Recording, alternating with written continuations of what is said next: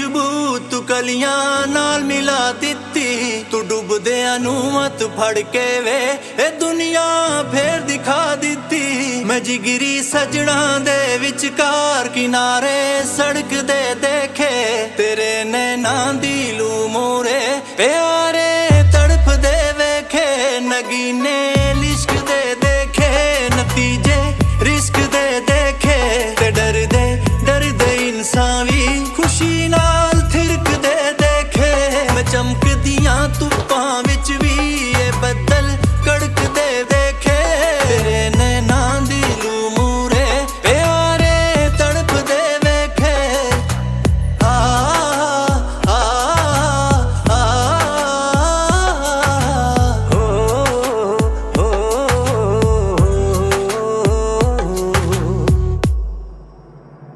मिट्टी दे बंदे एक दिन वे खुदा नू छू भी सकदे ने। मेरा एहसास है पूरा करिश्मे हो भी सकदे ने। जो पत्थर बन के बैठियां सी सूरतां गौण लगियां ने, मैं पहला सुनिया नहीं सी जो हिदायतां आउण लगियां ने। पहाड़ां दे विच दूर किते जिवें टल खड़क दे देखे, तेरे नैना दी लू मोरे प्यारे तड़प दे वेखे। नगीने लिश्क दे देखे, नतीजे रिस्क दे देखे, ते डर दे इंसान भी खुशी नाल थिरक दे देखे। मैं चमक दियां धुप्पां विच भी ये बदल कड़क दे देखे, तेरे नैना दी लू मूरे प्यारे तड़प दे वेखे।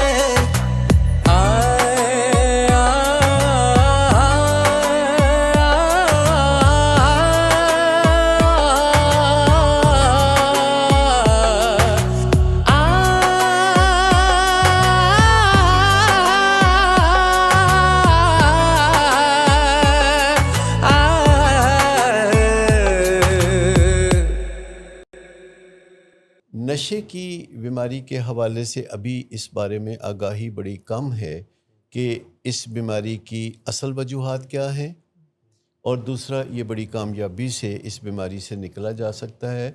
और नशे का मरीज़ जब अच्छे इलाज में से गुज़रता है, नशा छोड़ता है, तो वो पहले जैसा इंसान नहीं बनता, एक वो शानदार इंसान बनता है। जब घर के अंदर नशे की बीमारी दर आती है तो हम इसी फितरी जज्बे से उस मसले को हल करने के लिए आगे बढ़ते हैं, लेकिन हमारे जहन में बतौर फैमिली मेंबर ये कोई कॉन्सेप्ट नहीं होता कि ये मैं जिस मसले से निपट रहा हूँ ये मसला मुझे हल करना नहीं आता, क्योंकि ये कोई टेम्परेरी प्रॉब्लम नहीं अराइज़ किया। लेकिन अगर इसके मुकाबले में किसी को दिल का दौरा हो जाए तो हम पूरा भरोसा करते हैं उस बंदे को हॉस्पिटल तक ले जाना हमारी जिम्मेदारी है। अगला काम हम छोड़ देते हैं डॉक्टर्स पे। डॉक्टर्स जो मशवरा देंगे हम उसके ऊपर चलेंगे। डॉक्टर्स ने अगर कहना है कि किसी सर्जरी होगी तो हम सर्जरी की तरफ जाएंगे। लेकिन जब घर के अंदर नशे की बीमारी दर आती है तो हर फैमिली मेंबर ये समझता है कि उसको कुछ मंतर पता है। बहुत आसानी से नशे की बीमारी का अब इलाज हो सकता है, क्योंकि पिछले 50 साल में बहुत सी पेचीदा बीमारियां जिनमें कैंसर, दिल की बीमारी और डायबिटीज़ शामिल है, उन्हीं में चौथी बीमारी ये भी शामिल है जिसे हम नशे की बीमारी कहते हैं, जिसका बहुत ही शानदार इलाज सामने आ चुका है। चूँकि ये पिछले 300 साल से कोशिशें की जा रही थी कि नशे की बीमारी का कोई अच्छा इलाज सामने आए, तो आखिरकार ये जो पिछली सदी का आखिरी हिस्सा था उसमें बहुत ज़्यादा इस सिलसिले में पेशरफ्त हुई। अभी बहुत सारी मिथ्स हैं, बहुत सी गलत फहमियाँ हैं इस बीमारी के हवाले से। मिसाल के तौर पर कि ये एक बहुत बड़ी गलत फहमी है कि ये एक बदकिरदारी की निशानी है, ये बीमारी नहीं है, ये मस्ती है, ये बुरे लोगों को होती है। इस तरह की बातें मुआशरे में बहुत फैली हुई हैं और सैकड़ों साल से फैली हुई हैं। असल बात ये है कि ये बीमारी जो है उस इंसान को बुरा बना देती है। अस्सलाम वालेकुम, मेरा नाम सलमान अहमद अवान है। आप इस वक्त अपनी स्क्रीन पर जो प्रोग्राम देख रहे हैं उसका नाम है यू आस्क फॉर इट। ये अपनी नौयत का वो वाहिद ऐसा प्रोग्राम है, वो ख़ास ऐसा प्रोग्राम है जो कि आप पाकिस्तान से देखा करते हैं। पाकिस्तान के 3 मुख्तलिफ शहरों, 4 मुख्तलिफ सेंटर से, ख़ास तौर पर नशे की बीमारी, जो समाजी मसाइल हैं उनके हवाले से, और जो साइकाइट्री में चैलेंजेस देखने को मिलते हैं उसके ऊपर आप ये प्रोग्राम देखा करते हैं। इस प्रोग्राम का कुछ सीक्वेंस इस तरह से है कि कभी लाहौर, कभी इस्लामाबाद, कभी कराची, और ये मुख्तलिफ सेंटर से मुख्तलिफ टीम्स के साथ आप इस प्रोग्राम को देखते हैं। आप अपने सवालात लिख भेजते हैं इनबॉक्स में, कमेंट सेक्शन में। आपके जो पैगामात हैं वो इस प्रोग्राम का हिस्सा बनते हैं, और इस तरह से ये दुनिया का पहला और वाहिद ऐसा प्रोग्राम बनता है जो कि रोज़ाना जिसका इनेकाद होता है, बराह रास्त उसका इनेकाद होता है, और वो भी मुख्तलिफ शहरों से और मुख्तलिफ सेंटर से और मुख्तलिफ टीम्स के साथ। आज चूँकि हफ्ते का रोज़ है तो ये रोज़ वैसे ही बहुत ख़ास होता है, क्योंकि आप ये प्रोग्राम लाहौर स्टूडियो से देखा करते हैं। हमारे साथ डॉक्टर सदाकत अली मौजूद हुआ करते हैं। ये निस्फ सदी का किस्सा है, 2-4 बरस की बात नहीं, 50 साल का अरसा आपको हुआ एडिक्शन काउंसलिंग की फील्ड में काम करते हुए। बेशुमार ऐसी ज़िंदगियाँ हैं जिनको आपने तब्दील किया। बेशुमार किताबों के आप मुसन्निफ़ हैं।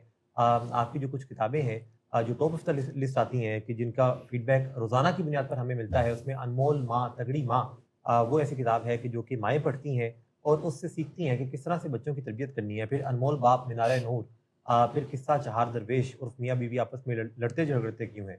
तो बेशुमार ऐसी किताबें हैं कि जिनको पढ़ के लोग अपनी ज़िंदगियों को बेहतर बनाते हैं। फिर 12,000 से ज़्यादा आपकी वीडियोज़ हैं जो कि सोशल मीडिया पर मौजूद हैं, उनको लोग देखते हैं और उनसे इस्तिफ़ादा करते हैं। डॉक्टर सदाकत अली, आपका बहुत शुक्रिया ज्वाइन करने के लिए। हमारे साथ मिस उस्मा सदाकत मौजूद हुआ करती हैं। विलिंग वेज के लिए चीफ ट्रीटमेंट ऑफिसर के तौर पे अपने फ़राइज़ सर अंजाम देती हैं। विलिंग वेज जो कि इस वजह से ख़ास है कि पाकिस्तान में 50 साल का अरसा विलिंग वेज को हुआ काम करते हुए, और 3 मुख्तलिफ शहरों में विलिंग वेज ऑपरेट करता है।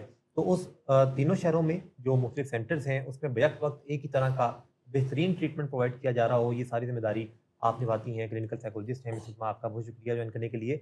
हमारे साथ मिस शमाइला बतूल मौजूद हुआ करती हैं। आपको विलिंग वेज से वाबस्ता हुए कोई 12 साल का अरसा हुआ, डायरेक्टर हैं विलिंग वेज के लिए और क्लिनिकल साइकोलॉजिस्ट हैं मिस शमाइला, आपका बहुत शुक्रिया। आज का जो प्रोग्राम है ये भी बहुत ख़ास है, क्योंकि इसका मौजू है कि क्यों ना पहले हम अपना किबला दुरुस्त कर लें। हम बात कर रहे हैं पिछले कुछ प्रोग्राम से कि किस तरह से जो रिकवरी है उसमें एग्जीक्यूशन की तरफ जाते हैं, कौन से ऐसे डिसिप्लिन हैं जो कि रिकवरी के लिए रिस्पॉन्सिबल होते हैं।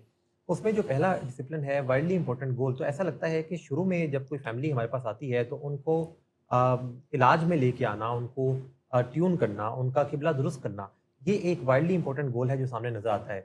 एक आम ख्याल ये है कि ये सिर्फ किसी एक इंसान की बीमारी है और सारी तवज्जो मरकूज़ कर ली जाए किसी एक इंसान की तरफ कि ये चूँकि बीमार है तो इसका इलाज ज़रूरी है। जबकि दूसरी तरफ हम ये देखते हैं कि एक तरफ बेचैनी है, एक तरफ गम व गुस्सा है, एक तरफ ऐसी सोच है कि शायद ये बीमार नहीं है, ड्रामे करता है। एक तरफ ये सोच है कि वैसे इसके ऊपर थोड़ी सी सख्ती होना भी ज़रूरी है, या फिर ये सोच है कि इसको अगर मोहब्बत से नवाजा जाए तो शायद ये ठीक हो जाए, या ये सोच आती है कि अगर इसको कारोबार करवा दिया जाए, शादी करवा दी जाए तो शायद ये ठीक हो जाए। बेशुमार ऐसी सोचें हैं कि जो कि स्कैटर सा कर देती हैं उस मेहनत को, उस तमाम तर कोशिशों को जो कि एक राइट डायरेक्शन में होनी चाहिए। तो ये किबला दुरुस्त करना बड़ा ज़रूरी है। सर, ये बीमारी के बारे में माना जाता है कि कोई एक इंसान है जो कि बीमार है, फिर ऐसा क्यों लगता है कि एक पूरी फैमिली जो है वो आहिस्ता आहिस्ता बीमार होने लगती है? यानी ये क्या चीज़ है कि बीमारी एक इंसान को है लेकिन देखा जाए तो सारी फैमिली बीमार है? देखिए, फैमिली में ये सब देखने में आता है कि तमाम फैमिली मेम्बर्स के रवैये एक दूसरे को मुतासर करते हैं। औलाद के रवैये माँ बाप को मुतासर करते हैं, माँ बाप के रवैये औलाद को मुतासर करते हैं, क्योंकि वो एक ख़ास रिश्ते में जुड़ के इकट्ठे समाजी एक ज़िंदगी गुजार रहे होते हैं, और हज़ारों साल से ये सिलसिला चल रहा है। वैसे तो हर बीमारी में फैमिली को सदमा पहुंचता है, फैमिली परेशान होती है, फैमिली खौफज़दा भी होती है कि हमारा प्यारा जो है कहीं ज़िंदगी ना खो दे। लेकिन जिन जिन बीमारियों में इलाज बड़ा वाज़ेह होता है और बीमारी की जड़ भी सामने होती है, उनमें ऐसा नहीं होता कि फैमिली बहुत ज़्यादा परेशान हो। फैमिली परेशान वहाँ होती है कि जहाँ उसको कोई उम्मीद नज़र नहीं आती, या फैमिली वहाँ परेशान होती है जहाँ फैमिली को खौफ होता है कि शायद शिफा याब ना हो सके हमारा प्यारा। अगर दो बातें पक्का पता चल जाएं कि रूट कॉज क्या है, जड़ क्या है बीमारी की, तो यहाँ से एक खूबसूरत आगाज़ होता है। और दूसरा ये पता चल जाए कि बहुत आसानी से नशे की बीमारी का अब इलाज हो सकता है, क्योंकि पिछले 50 साल में बहुत सी पेचीदा बीमारियां जिनमें कैंसर, दिल की बीमारी और डायबिटीज़ शामिल है, انہی میں چوتھی بیماری یہ بھی شامل ہے جسے ہم نشے کی بیماری کہتے ہیں، جس کا بہت ہی شاندار علاج سامنے آ چکا ہے۔ چونکہ یہ پچھلے 300 سال سے کوششیں کی جا رہی تھیں کہ نشے کی بیماری کا کوئی اچھا علاج سامنے آئے، تو آخر کار یہ جو پچھلی صدی کا آخری حصہ تھا اس میں بہت زیادہ اس سلسلے میں پیش رفت ہوئی، لیکن ابھی تک بہت لوگوں کو نہیں پتہ، ابھی تک بہت لوگوں کو یہ بھی نہیں پتہ کہ کینسر کا علاج بھی بہت اچھے پیمانے پہ دنیا میں ہو رہا ہے اور مریضوں کی اکثریت شفا یاب ہو رہی ہے۔ لیکن یہ لوگوں کو پتہ چل گیا ہے کہ اب دل کے دورے بہت کم پڑتے ہیں، حالانکہ دل کے دورے اب بھی پڑتے ہیں، لیکن لوگوں کو خبر ہونے تک وہ سٹینٹ پڑ چکا ہوتا ہے، اب اوپن ہارٹ سرجری بھی بہت کم ہوتی ہے، اور جب تک لوگوں تک خبر پہنچتی ہے تو وہ دل کے دورے کی خبر نہیں پہنچتی، وہ سٹینٹ پڑنے کی خبر پہنچتی ہے جس میں دل کے دورے والی بات چھپ جاتی ہے۔ نشے کی بیماری کے حوالے سے ابھی اس بارے میں آگاہی بڑی کم ہے کہ اس بیماری کی اصل وجوہات کیا ہیں، اور دوسرا یہ بڑی کامیابی سے اس بیماری سے نکلا جا سکتا ہے، اور نشے کا مریض جب اچھے علاج میں سے گزرتا ہے، نشہ چھوڑتا ہے، تو وہ پہلے جیسا انسان نہیں بنتا، ایک وہ شاندار انسان بنتا ہے۔ اب سوال یہ پیدا ہوتا ہے کہ مریض کو جب یہ بیماری ہوتی ہے تو پورا خاندان کیوں تڑپنے لگتا ہے یا تکلیف میں مبتلا ہو جاتا ہے؟ تو اس کی وجہ یہ ہے کہ ابھی بہت ساری متس ہیں، بہت سی غلط فہمیاں ہیں اس بیماری کے حوالے سے۔ مثال کے طور پر کہ یہ ایک بہت بڑی غلط فہمی ہے کہ یہ ایک بد کرداری کی نشانی ہے، یہ بیماری نہیں ہے، یہ مستی ہے، یہ برے لوگوں کو ہوتی ہے۔ اس طرح کی باتیں معاشرے میں بہت پھیلی ہوئی ہیں اور سینکڑوں سال سے پھیلی ہوئی ہیں۔ یعنی جو لوگ برے ہوتے ہیں وہ اس بیماری کا شکار۔ ہاں، اصل بات یہ ہے کہ یہ بیماری جو ہے اس انسان کو برا بنا دیتی ہے۔ سب سے پہلی بات تو یہ ہے کہ جو بھی کوئی شخص نشہ کرتا ہے تو ہم کہتے ہیں کہ وہ ڈرگز کا استعمال کر رہا ہے، تو ڈرگز کا استعمال جو شخص بھی کرتا ہے تو اس کے اپنے تئیں اس کو کوئی تکلیف ہے نا، کوئی کمی کمزوری ہے، جو کہ کانفیڈنس کی کمی ہو سکتی ہے، کوئی ایمٹینس ہو سکتی ہے، کوئی بے چینی یا اس طرح کی کوئی چیز ہو سکتی ہے، تو پھر ارد گرد سے اس کو پتہ چلتا ہے کہ اپنے آپ کو تھوڑا انہانس یا ایمپاور کرنے کے لیے اگر کوئی نشہ کر لیا جائے تو معاملات بہتر ہو جائیں گے۔ جو بالکل مقبول نشے ہیں یا سب لوگ کرتے ہیں، وہ تو جیسے چائے کافی ہے تو تقریباً سبھی لوگ چائے کافی پیتے ہیں، تو چائے کافی کو لوگ اس لیے تو نہیں پیتے کہ اس کا کوئی ذائقہ بہت مزیدار ہوتا ہے، چائے کا کافی کا ذائقہ بد ذائقہ ہوتا ہے بہت، لیکن اس کو تھوڑا سا اس کا ذائقہ درست کرنے کے لیے اس میں دودھ ملا، چینی ملا، یہ کر کے تو وہ لوگ پیتے ہیں، تو وہ اصل میں یہ چیزیں استعمال کرتے ہیں اس کے اثر کے لیے، کہ چائے کافی پیتے ہی آپ متحرک ہو جاتے ہیں، توانائی بڑھ جاتی ہے، آپ کا کچھ نہ کچھ کرنے کو جی چاہتا ہے، تھکاوٹ دور ہو جاتی ہے۔ تو یہ تو ایسے نشے ہیں جو کہ یعنی اب نشے سمجھے نہیں جاتے، ویل ایکسیپٹیڈ ہیں۔ اس کے بعد پھر ہزاروں سال سے لوگ ٹباکو یوز کر رہے ہیں، تو وہ کتنا بھی مضر ہے، سائنس کچھ بھی کہتی رہے، جب گھروں میں بزرگ حقہ لے کے بیٹھے ہوتے ہیں، گاؤں دیہات میں شہروں میں لوگ کو یہ استعمال کرتے ہیں، تو فیملیئرٹی کی وجہ سے وہ بھی نارمل سے ہی لگنے لگتا ہے، حالانکہ سب سے زیادہ لوگ جان کھوتے ہیں سگریٹ کی علت کی وجہ سے۔ اچھا، پھر اس میں شراب آ جاتی ہے۔ شراب کا مسئلہ یہ ہے کہ اچھے بھلے کامیاب جو معاشرے میں لوگ ہوتے ہیں جنہوں نے اپنا بہت مارکا کیا ہوتا ہے اور بہت زیادہ اسٹیبلش کیا ہوتا ہے کہ وہ ہائی اچیور ہیں، تو آپ سوسائٹی میں دیکھیں تو بڑے بڑے افسران، ہر شعبے سے تعلق رکھنے والے، ہوائی جہازوں کے پائلٹ، ڈاکٹر، انجینئر، ہر شعبے سے جو ممتاز لوگ ہیں، وہ شراب پی کے اپنے آپ کو تھوڑا حشاش بشاش اور کانفیڈنٹ رکھنا اور ریلیکس ہونا اور کائنڈ ہونا، یہ چیزیں چلتی رہتی ہیں۔ اصل میں جب کوئی نشہ کرتا ہے تو وہ اپنے دل ہی دل میں سب سے پہلے یہ ایک اقرار کرتا ہے کہ اس میں کوئی کمی کمزوری ہے، اور نہایت خاموشی سے اس کمی کمزوری کو ٹھیک کرنے کے لیے وہ یہ قدم اٹھاتا ہے کہ سگریٹ یا چرس یا شراب یا کوئی نشہ. لیگزوٹنل جیسے پاکستان کے گھرانوں کے اندر بڑی کامن سی چیزیں ہیں جو خواتین اکثر استعمال کرتی ہوئی نظر آتی ہیں اور بظاہر لگتا ہے کہ یہ کیوں کر رہی ہیں کہ نیند نہیں آ رہی, اور پھر وہ ان کا استعمال بڑھتے بڑھتے ایڈکشن تک پہنچ جاتا ہے, جس سے نہ صرف نیند نہیں آتی بلکہ پورا گھر جو ہے انہیں ایک سردردی بھی مل جاتی ہے. تو اس کا مطلب ہے جو آغاز ہوتا ہے وہ بہت پرائیویٹلی, بہت نجی طور پر ہوتا ہے, کسی کو کانوں کان خبر نہ ہو, اور وہ اپنی وہ جو شارٹ فال ہے, وہ جو کمی کمزوری ہے زندگی میں, وہ دور کر لیں تو جلد ہی وہ کمی کمزوری دور ہو جاتی ہے. کوئی لیکن انسان وداؤٹ ریزن نہیں کرتا نشہ؟ نہیں, وداؤٹ ریزن نہیں ہوتا. ویسے لوگ کہتے ہیں کہ جی ہم تو ایویں شوقیہ کر رہے تھے یا فن کر رہے تھے یا پارٹی کر رہے تھے.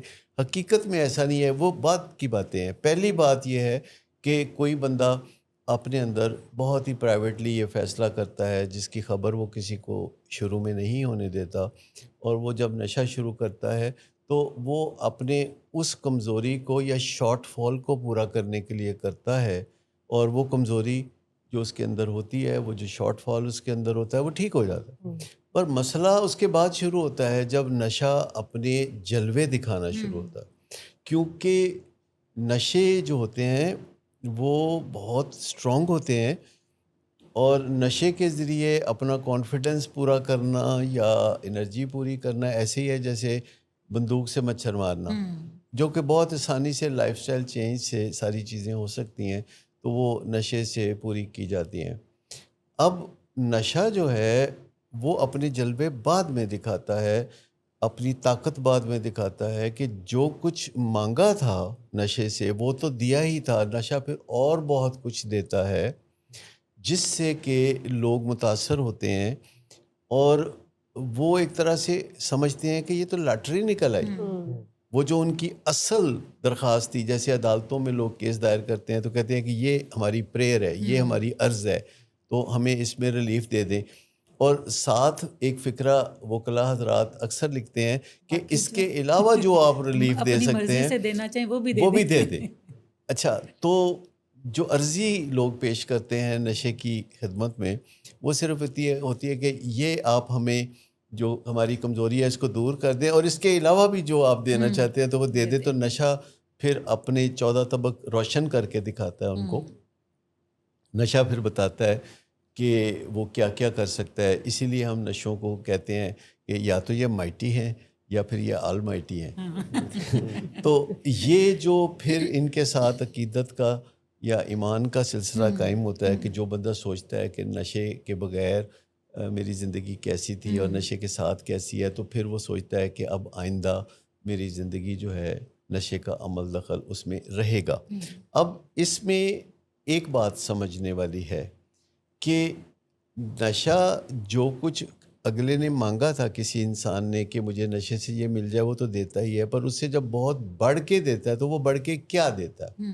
وہ بڑھ کے اس کی زندگی میں ایک تو ہائی انرجی بہت دیتا ہے, دوسری چیز ہے کہ اس کے اندر کریٹیونیس یا آپ چلاکی کہہ لیں اس کو کہ وہ بہت زیادہ کر دیتا ہے, اور تیسری چیز جو اس کو دیتا ہے کہ اب اس کو کسی بھی چیز میں احساس ندامت نہیں ہوتا, اس کو گلٹ نہیں ہوتا. اس کا جو دماغ جسے ہم ضمیر والا دماغ کہتے ہیں یا پری فرنٹل کارٹیکس کہتے ہیں, جو اچھائی اور برائی کے درمیان فرق کرنے والا دماغ ہم کہتے ہیں, وہ سن ہو جاتا ہے.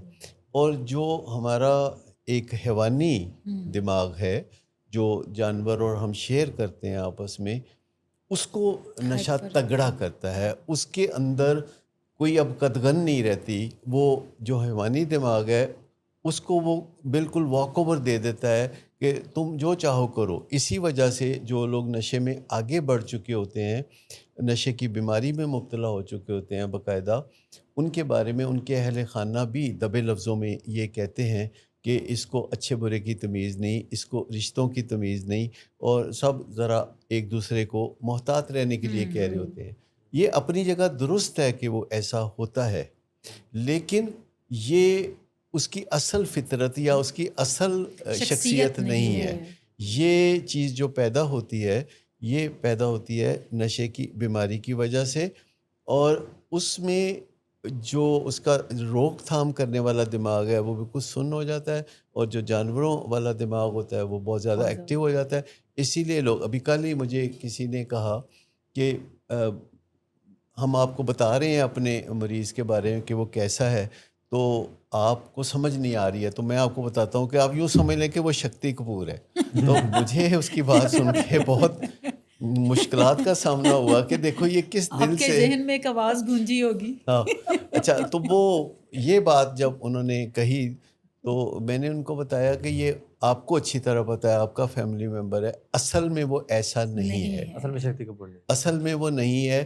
یہ جو نشہ ہے یہ اپنی طاقت کے زور پہ کچھ ایسے کھلواڑ کرتا ہے کہ اچھا بھلا بندہ شکتی کپور بن جاتا ہے. ہیرو کی بجائے یعنی وہ villain امیتابھ بن جاتا بچن ہے. سے لے کر شکتی کپور کا سفر جو ہے وہ نشہ کروا دیتے. جی جیسے آپ نے سوال شروع میں کہا نا کہ جیسے مریض کو تو یہ متاثر کرتی ہی ہے، جی تو خاندان بھی کیا اس پہ بھی کوئی اثر ہوتا ہے اور کیوں ہوتا ہے؟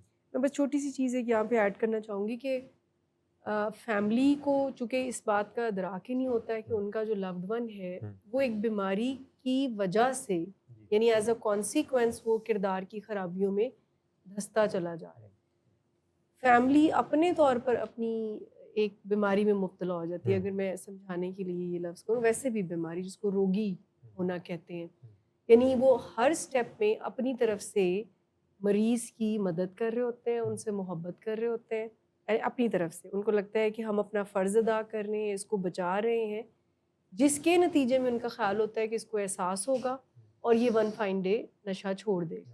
یعنی آہستہ آہستہ وہ محبت کی جگہ خوف لے لیتا ہے، اور وہ خوف سے اب یہ چوری نہ کرے تو ہم اس کو پہلے ہی پیسے دے دیں، یہ ایکسیڈنٹ کر کے کہیں گاڑی خراب ہوئی ہے تو گاڑی پہلے. تو وہ محبت کی جگہ خوف اور مدد کی جگہ ان کو محفوظ کرنے کی کوششیں لگاتار ہوتی رہتی ہیں اور اس کے جھوٹوں کو سچ بناتے سچ چلے جانا. بناتے جاتے ہیں. اور الٹیمیٹلی کیا ہوتا ہے کہ ان خاندان والوں کی زندگی اس ادھر ہی محدود ہو جاتی ہے کہ کیسے اب اس کو بچانا ہے، اور ان کی اپنی طرز زندگی بہت افیکٹ ہو جاتی ہے. اس میں ایک بات یہ بھی ہوتی ہے کہ اس کو آج کے دن تو کم از کم بچانا ہے. یعنی ہر دن کو وہ ایک ایک دن کر کے گزارنا شروع کرتے ہیں کہ آج یہ پولیس میں پکڑا گیا تو چھڑاتے ہیں تو کل سے معاملہ ٹھیک ہو جائیں گے، یا آج اس کا قرضہ ادا کر دیتے ہیں تو کل سے معاملہ ٹھیک ہو جائیں گے. تو ان کا ایک ایک دن کر کے اس کو بچا رہے ہوتے ہیں.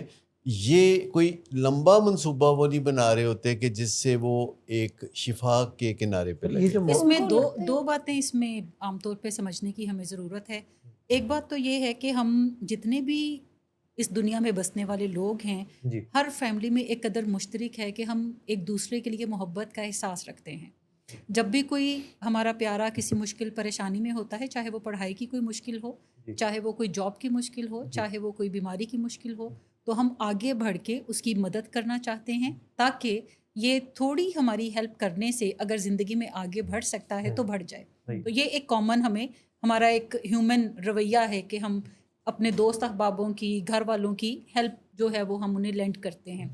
دوسرا ایک یہاں پہ نقطہ جو انڈرسٹینڈ کرنے والا ہے کہ جب گھر کے اندر نشے کی بیماری در آتی ہے تو ہم اسی فطری جذبے سے اس مسئلے کو حل کرنے کے لیے آگے بڑھتے ہیں، لیکن ہمارے ذہن میں بطور فیملی ممبر یہ کوئی کانسیپٹ نہیں ہوتا کہ یہ میں جس مسئلے سے نپٹ رہا ہوں یہ مسئلہ مجھے حل کرنا نہیں آتا، کیونکہ یہ کوئی ٹیمپریری پرابلم نہیں ارائز کیا. لیکن اگر اس کے مقابلے میں کسی کو دل کا دورہ ہو جائے تو ہم پورا بھروسہ کرتے ہیں اس بندے کو ہاسپٹل تک لے جانا ہماری ذمہ داری ہے. اگلا کام ہم چھوڑ دیتے ہیں ڈاکٹرز پہ. ڈاکٹرز جو مشورہ دیں گے ہم اس کے اوپر چلیں گے. ڈاکٹرز نے اگر کہنا ہے کہ کسی سرجری ہوگی تو ہم سرجری کی طرف جائیں گے. ڈاکٹر نے کہنا ہے کہ اسٹنٹ پڑے گا تو ہم اسٹنٹ کی طرف جائیں گے. اس میں ہم اپنا کوئی مشورہ شامل نہیں کرتے. لیکن جب گھر کے اندر نشے کی بیماری در آتی ہے تو ہر فیملی ممبر یہ سمجھتا ہے کہ اس کو کچھ منتر پتہ ہیں، اس کو کچھ یعنی نکات اس کے پاس ہیں جس کے تھرو وہ اس مسئلے کو افیکٹولی حل کر سکتا ہے. اور شروعات میں ہر فیملی ممبر پرائیویٹلی اس پرابلم کو حل کرنے کی کوشش کرتا ہے. اچھا، جیسے جیسے نشے کی بیماری آگے بڑھتی ہے تو اس کے اندر کچھ نہ کچھ ٹریجڈیز، کچھ نہ کچھ نقصانات آنا شروع ہوتے ہیں، کرائسس کی طرف پیشنٹ جاتا ہے، اور ہر فیملی ممبر آگے بڑھ کے اس کرائسس کو وقتی طور پر سمیٹنے کی کوشش کرتا ہے، جس سے نہ تو کرائسس تو اس وقت سمٹ جاتا ہے لیکن مریض کا حوصلہ بڑھتا جاتا ہے، اور اس کو یہ ایک میسج ملتا ہے کہ میرا جب بھی کوئی پرابلم ہوگا دیر ول آلویز somebody جو کہ آ کے اس کرائسس کو صاف کرے گا اور میرے لیے آگے بڑھنے کا رستہ اچھا، موجود اس ہوگا۔ میں یہ طے ہے کہ پہلے 5 سال علاج تک نوبت تو نہیں سوال ہی آتا۔ پیدا نہیں ہوتا، یعنی پہلے 5 سال میں On average، 99% گھر میں ہی اس مسئلے کو سلجھانے کی ہاں۔ کوشش کی جاتی ہے، کیونکہ اس کے ساتھ شیم وابستہ ہے، کیونکہ گھر والوں کو بہت ساری ایسی باتوں کا پتہ ہوتا ہے جو بھی زمانے سے چھپی ہوتی ہیں، اور اہل خانہ ڈرتے ہیں کہ اگر زمانے کو یہ باتیں پتہ چل گئیں تو اس کی شادی کیسے ہوگی، یہ کاروبار کیسے کرے گا، یہ ملازمت میں کیسے جائے گا، تو اس لیے وہ اس کو چھپا کے رکھتے ہیں۔ انہیں کہیں یہ بھی لگتا ہے کہ چھپانا ان کی ذمہ داری ہے، کیونکہ پیرنٹس اس لیے چھپا رہے ہوتے ہیں کہ اگر ہم کسی کو بتائیں گے کہ یہ ہمارا بچہ نشے کرتا ہے تو انہیں لگتا ہے کہ لوگ سمجھیں گے کہ ہم ایز پیرنٹ فیلڈ ہیں۔ یہ بڑی اہم بات آپ نے کی کہ چھپانا ان کی ذمہ داری ہے۔ ویسے میں آپ سے ایک سوال یہ بھی کرنا چاہوں گا تو زیادہ بات واضح ہوگی، کیا معاشرے میں یا اداروں میں ہر جگہ یہ بات عام نہیں ہے کہ دوسروں کی باتوں کو چھپانا ان کی اخلاقی ذمہ داری ہے؟ جیسے اداروں میں وسل بلوئنگ کا رواج نہ ہونے کے برابر ہے، اور لوگ دائیں بائیں غلط کام ہوتے ہوئے دیکھتے ہیں اور وہ ان کو چھپانا اپنا فرض سمجھتے ہیں، اور کیونکہ ان کے تئیں وہ ایسا اس لیے کر رہے ہوتے ہیں کہ ایز اف وہ اس مسئلے کو ان سالو کرنے میں ان کی کوئی مدد کر رہے ہیں، جبکہ در حقیقت جیسے جیسے وہ اس مسئلے کو چھپانے کی طرف جاتے ہیں تو مسئلہ جو ہے وہ اندر تئیں بڑھتا چلا جاتا ہے۔ اچھا نہیں، چھپانا اس سے زیادہ مقدس مانا جاتا ہے کہ آپ مجھے بتائیے کہ جب سرکاری عہدوں پہ بڑے بڑے لوگ تعینات ہوتے ہیں اور ان سے حلف لیا جاتا ہے تو حلف میں ایک اہم شق یہ بھی ہوتی ہے کہ وہ رازوں کی حفاظت کریں گے اور ان کو چھپائیں گے۔ تو مجھے بتائیے کہ بڑے بونافائیڈ لوگ، اعلیٰ عہدوں پہ جن لوگوں کو تعینات کیا جاتا ہے، وہ ایسا کیا کام ان سے لیا جاتا ہے یا وہ ایسا کیا کام کرتے ہیں جسے چھپانا بہت ضروری ہے؟ تو یہ جو چھپانے کا معاملہ ہے، جیسے کہ کانفیڈینشیلٹی جو علاجوں میں بھی یوں سمجھی جاتی ہے دنیا بھر میں کہ کسی بھی پیشنٹ کے حوالے سے میجر ایشو یہ نہیں ہے کہ اس کو شفا کیسے ملے گی، میجر ایشو یہ ہے کہ بھید کیسے رکھا جائے گا اور چھپا کے کیسے رکھا جائے گا۔ دوسری طرف اگر آپ دیکھیں تو سائنس کی وجہ سے یا بہت ہی اہم ضرورتوں کی وجہ سے ایسی چیزیں ہو رہی ہیں جن کا پہلے تصور نہیں تھا۔ مثال کے طور پر ایئرپورٹ پہ جو تلاشی لینا، اور تلاشی سے بڑھ کے اب ایسے کیمروں کے ذریعے ان کو دیکھنا جس میں وہ بے لباس نظر آتے ہیں، اور ان کے سامان کے اندر جھانک کے دیکھنا کہ سامان میں کوئی ایسی چیز تو نہیں ہے، تو کوئی ایسی چیز تو وہاں جو ہے وہ چیز انہوں نے چھوڑ دی کہ یہ اس کی پرائیویسی ہے، یہ اس کا جو ہے معاملہ ہم بےحدی رکھیں۔ تو وہاں ایئرپورٹ پہ یا جہاز میں چونکہ بہت سارے لوگوں کی سیفٹی خطرے میں ہوتی ہے تو اس وجہ سے چھپانا وہاں چھوڑ دیا۔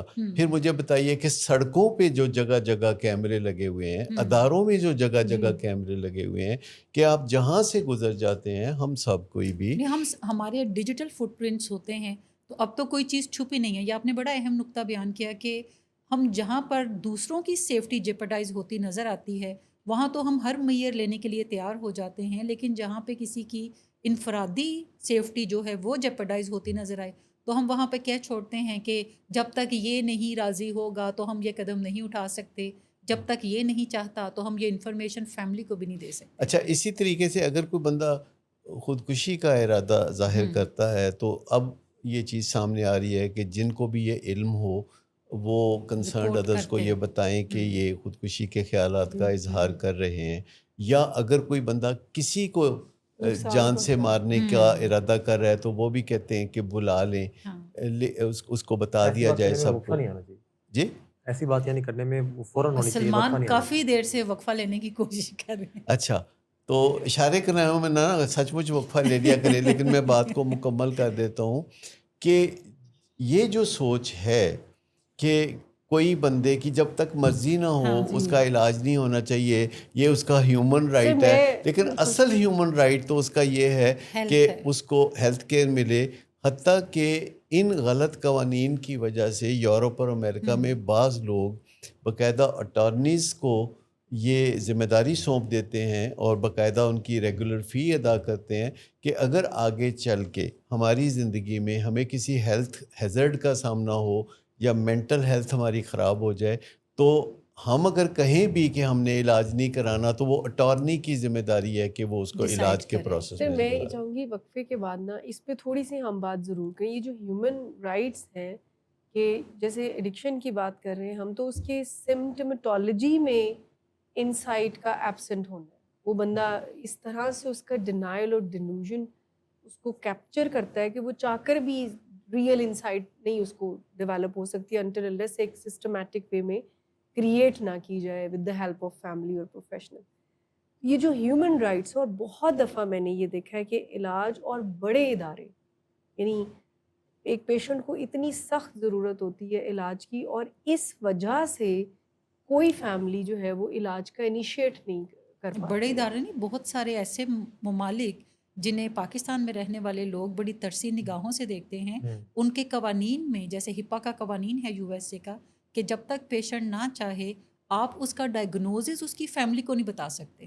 اور وہاں پر جب کسی بھی پیشنٹ کو انٹرونشن کے تھرو علاج میں لے جایا جاتا ہے تو انٹرونشنسٹ کی جان پہ بنی ہوتی ہے کہ اس نے ایک پیپر سائن کروانا ہے کہ تم کسی نہ کسی کو اپنے علاج کے متعلق یعنی رکھو گے پکچر کے اندر کہ تمہارے جو پروفیشنلز ہیں وہ فیملی ممبرز کو، اگر فیملی ممبرز نہیں تو انٹرونشنسٹ کو الاؤ کریں گے کہ وہ اس کے علاج کے مراحل سے واقف ہو.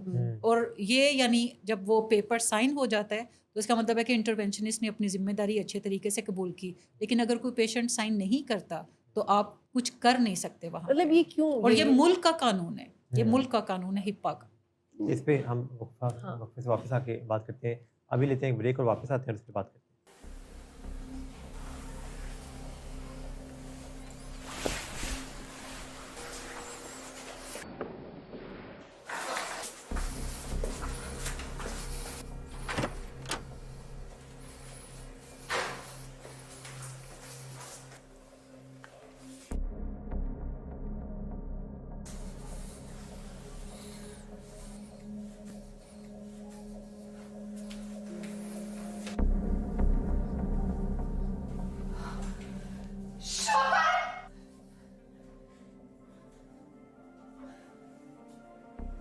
شراب نوشی کی وجہ کردار کی خرابی نہیں، موڈ کی خرابی ہے.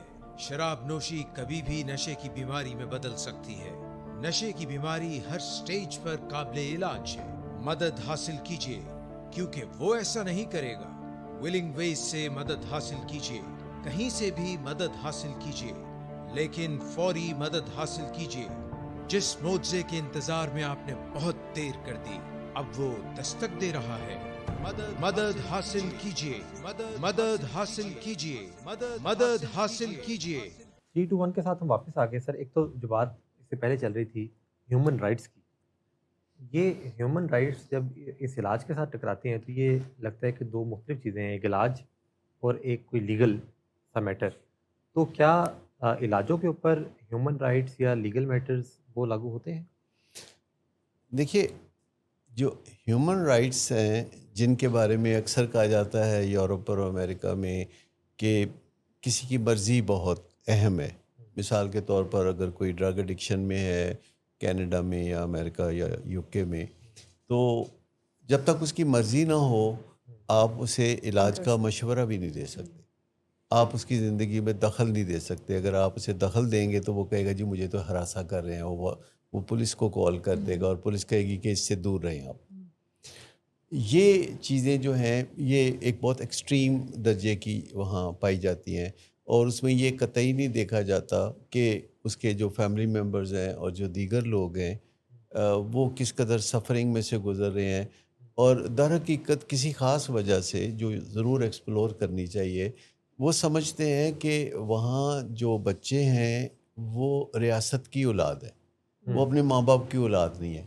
ریاست ان کی نگہبان ہو سکتی ہے، ریاست ماں باپ کا درجہ اختیار نہیں کر سکتی. لہذا اگر کوئی وہاں بیٹی ہے جو رات کو 2 بجے گھر آتی ہے, اوریجنلی پاکستانی ہے لیکن یو کے نیشنل ہیں, تو وہ ریاست کہتی ہے کہ نہیں آپ اسے منع نہیں کر سکتے, یا آپ اس موضوع پہ اس کو آپ تنگ نہیں کر سکتے, ہراساں نہیں کر سکتے کہ تم جلدی آؤ. یہ اس کی مرضی ہے کہ یہ جب چاہے آئے, یہ 2 بجے آئے یا 4 بجے آئے یا صبح 9 بجے آئے, آپ نے اس کو کچھ نہیں کہنا. تو یہ جو ایکسٹریم کی چیزیں ہیں, جو بنیادی اخلاقیات ہے دنیا کی, یہ اس کے خلاف ہیں. دیکھیے جیسے کہ انسان کی اپنی مرضی ہے اگر بہت زیادہ اہم, اور کوئی بندہ اپنے آپ کو کسی دوسرے انسان کے ہاتھوں بیچ دیتا ہے اپنی آزاد مرضی سے, کوئی رقم لے کے تو کہتا ہے لو جی اب آپ میرے مالک ہیں, یا کسی کو کوئی بیچ دیتا ہے, اپنی اولاد کو بیچ دیتا ہے, تو قانون اس کو نہیں مانتا. قانون ہمارا اب یہ ہے دنیا بھر میں, پاکستان سمیت, کہ کوئی انسان جو ہے اپنے آپ کو یا کسی دوسرے انسان کو نہ بیچ سکتا ہے نہ خرید سکتا ہے. تو کوئی چیز کرنے کے لیے سب سے پہلے ایک بڑے قانون کو دیکھا جاتا ہے.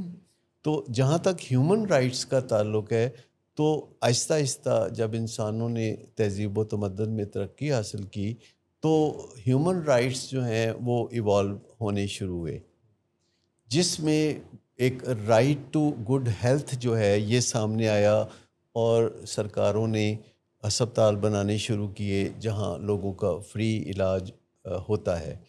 خاص طور پر پاکستان میں ایسے بے شمار ہسپتال ہیں, پرانے ہسپتال ہیں جو 100 سال سے زیادہ عرصہ سے کام کر رہے ہیں, جہاں مکمل فری علاج ہوتا ہے اور وہاں کھانا پینا بھی ان کو مفت ملتا ہے. اسی طرح رائٹ ٹو ایجوکیشن ہے. تو رائٹ ٹو ایجوکیشن جو ہے وہ بھی ایک بڑا اہم رائٹ ہے, اور ہمیشہ دنیا بھر میں سرکاری اسکول ہوتے ہیں, یہاں بغیر فیس کے یا برائے نام فیس کے ساتھ بچوں کو تعلیم و تربیت سے روشناس کرایا جاتا ہے. تو یہ جو بنیادی ہیومن رائٹس ہیں, جیسے کہ صحت کے بارے میں یا مینٹل ہیلتھ کے بارے میں, اس کو بھی تسلیم کیا جاتا ہے.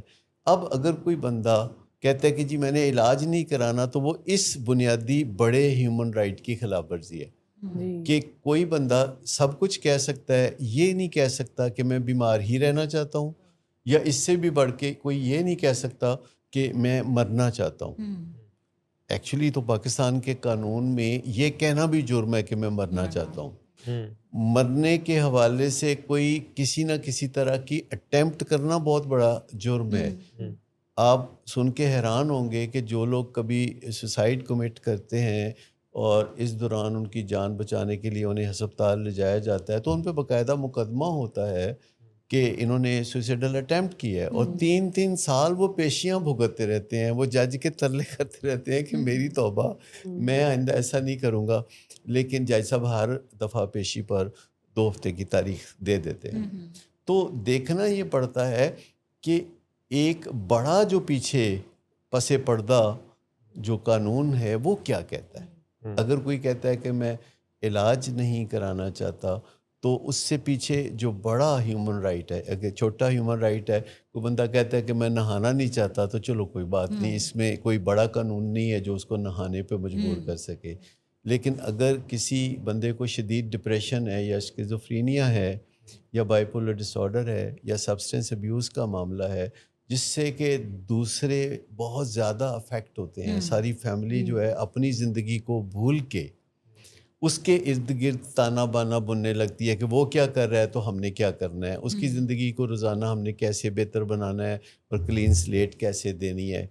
اور وہ یہ سوچے بغیر کہ ہم کس منزل کی جانب بڑھ رہے ہیں, وہ روگ کی طرف بڑھ رہے ہوتے ہیں, اور وہ سمجھتے ہیں کہ وہ اپنے پیارے کی مدد کر رہے ہیں, اس سے محبت کر رہے ہیں, اور ان کو پتہ نہیں ہوتا کہ محبت وہ ہوتی ہے جو کہ آپ کے دوسرے فیملی ممبرز کو مضبوط کرتی ہے. سر یہ فرمائیے گا کہ یہ جو نشے کی بیماری کا علاج ہے, اس میں قبلہ درست کرنے کا اصل مطلب کیا ہے, اور یہ پہلے فیملی کے اوپر یہ پرنسپل کیوں لاگو ہوتا ہے؟ یعنی جو مریض ہے جو کہ بیمار ہے, کہ اس کا قبلہ درست ہو, اس سے پہلے فیملی کا قبلہ درست ہو, اس کے پیچھے کیا سائنس ہے؟ اس کی وجہ یہ ہے کہ مریض جو ہے جب وہ کوئی ڈرگ استعمال کر رہا ہوتا ہے, تو اس کو کوئی تکلیف نہیں ہو رہی ہوتی بلکہ کچھ مزہ ہی مل رہا ہوتا ہے. اور جب کوئی سائکیٹرک ڈس آرڈر میں ہوتا ہے تو اس میں بھی انسائٹ نہیں ہوتی, اسے اپنی بیماری کا ادراک نہیں ہوتا. اگر کوئی ڈیلیوژنز میں ہے, اگر کوئی اپنے آپ کو وقت کا بادشاہ سمجھ رہا ہے, اور اگر کوئی بہت زیادہ تیز ڈرائیونگ کرتا ہے اور سمجھتا ہے کہ وہ تو بہت اچھی ڈرائیونگ کرتا ہے, تو اس سے دوسروں کی زندگی خطرے میں پڑتی ہے. لہٰذا اس معاملے میں اگر ہم یہ دیکھتے رہیں اور انتظار کرتے رہیں کہ اس کی مرضی کب بنے گی, تو ماہرین اچھی طرح جانتے ہیں کہ بے شمار ایسی سائکیٹرک النیسز ہیں جن میں انسائٹ نہیں ہوتی, بندے کو خود ادراک ہو ہی نہیں سکتا. یعنی اسکیزوفرینیا ان میں سے ایک ہے, بائیپولر ڈس آرڈر ہے, ڈینائل جو ہے ہال مارک ہے نشے کی بیماری کا بھی. تو اگر کسی مریض کو یہ پتہ ہی نہیں کہ وہ نشے کے سامنے بے بس ہو چکا ہے اور اس کی زندگی جو ہے وہ بہت خراب ہو چکی ہے, اور وہ کہتا ہے کوئی ایسی بات ہی نہیں ہے, میری زندگی تو نارمل ہے, بلا وجہ لوگ باتیں کرتے ہیں, تو وہ اس وجہ سے یہ کہتا ہے کہ اس کے گھر والے اس کی زندگی میں سے روزانہ کانٹے چن رہے ہوتے ہیں, اور اس کو باطنی نظر میں لگتا ہے کہ کیا ہے میری زندگی تو بالکل ٹھیک ٹھاک ہے, مزے سے صبح اٹھتا ہوں, کھاتا ہوں, پھر بستر پہ لیٹ کے تو اسمارٹ فون دیکھنا شروع کر دیتا ہوں, پھر نشہ کر لیتا ہوں, پھر دوپہر کا ٹائم ہو جاتا ہے تو پھر کھاتا ہوں. یعنی اگر وہ کوئی کام نہیں کرتا تو وہ اس میں کوئی قباحت نہیں سمجھتا. بلکہ وہ فیملی کو یہ کہہ رہا ہوتا ہے کہ فیملی چونکہ ایک دوہری سی زندگی گزار رہی ہوتی ہے, ان کو چھپانا بھی ہے, مریض کی ضرورتوں کو بھی پورا کرنا ہے, اور مریض کے دماغ میں یہ بات جاری ہوتی ہے کہ نشہ مجھے کوئی پرابلم نہیں دے رہا. فیملی تھک رہی ہوتی ہے اور فیملی تھک کر لڑنا شروع کر دیتی ہے, اس سے فساد ہونا شروع ہو جاتا ہے. جب گھر میں فساد ہوتا ہے تو مریض حیرانگی سے یہ بعض اوقات دیکھتا ہے کہ لڑائی کی وجہ تو آپ ہے, وہ کہہ رہے ہوتے ہیں کہ تمہارا نشہ ہے. تو وہ چھپانا اور ایک تھکاوٹ کا جو فیملی شکار ہو جاتی ہے. تو ایسا یہ جو سٹیج آپ بیان کر رہی ہیں یہ تھوڑا لیٹ آتی ہے. شروع میں جب کوئی مریض نشہ شروع کرتا ہے تو اسے محض پلیئر مل رہا ہوتا ہے, کوئی نقصان نہیں ہوتا. جیسے جیسے وہ ڈپینڈنس کی سٹیج پہ جاتا ہے تو اس کو یہ سمجھ آ رہی ہوتی ہے کہ آئی ایم ہوکڈ آن اٹ, لیکن اس میں ابھی کوئی کرائسس میجر نہیں ہوتا. جب وہ ہوکڈ ہوتا ہے وہاں پہ یہ ریئلائزیشن ہوتی ہے کہ this has becoming a problem for me now, and family بھی دیکھ رہی ہوتی ہے کہ اب یہ بوٹل ہر روز کھلنے لگی ہے, اور ایک خاص ٹائم کے اوپر تقریباً روز ہی کھلتی ہے اور ضرورت سے تھوڑی زیادہ ڈرنکنگ ہو جاتی ہے. بٹ فیملی اپنے تئیں یہ سوچ رہی ہوتی ہے کہ میں کل ان سے بات کروں گی یا عین اسی موقع پہ ان سے بات کروں گی, اور یہ کل پرسوں اگلے ہفتے اگلے جمعے کو یہ مسئلہ حل ہو جائے گا. یہاں فیملی کی تھکاوٹ اب بننا شروع ہوتی ہے. دوسری طرف سائڈ بائی سائڈ پیشنٹ جو ہے وہ ڈپینڈنس کی سٹیج سے نکل کر گریجولی لاس آف کنٹرول پہ جا رہا ہوتا ہے. اچھا, اس میں جو آپ نے یہ بات کہی نا کہ شروع کی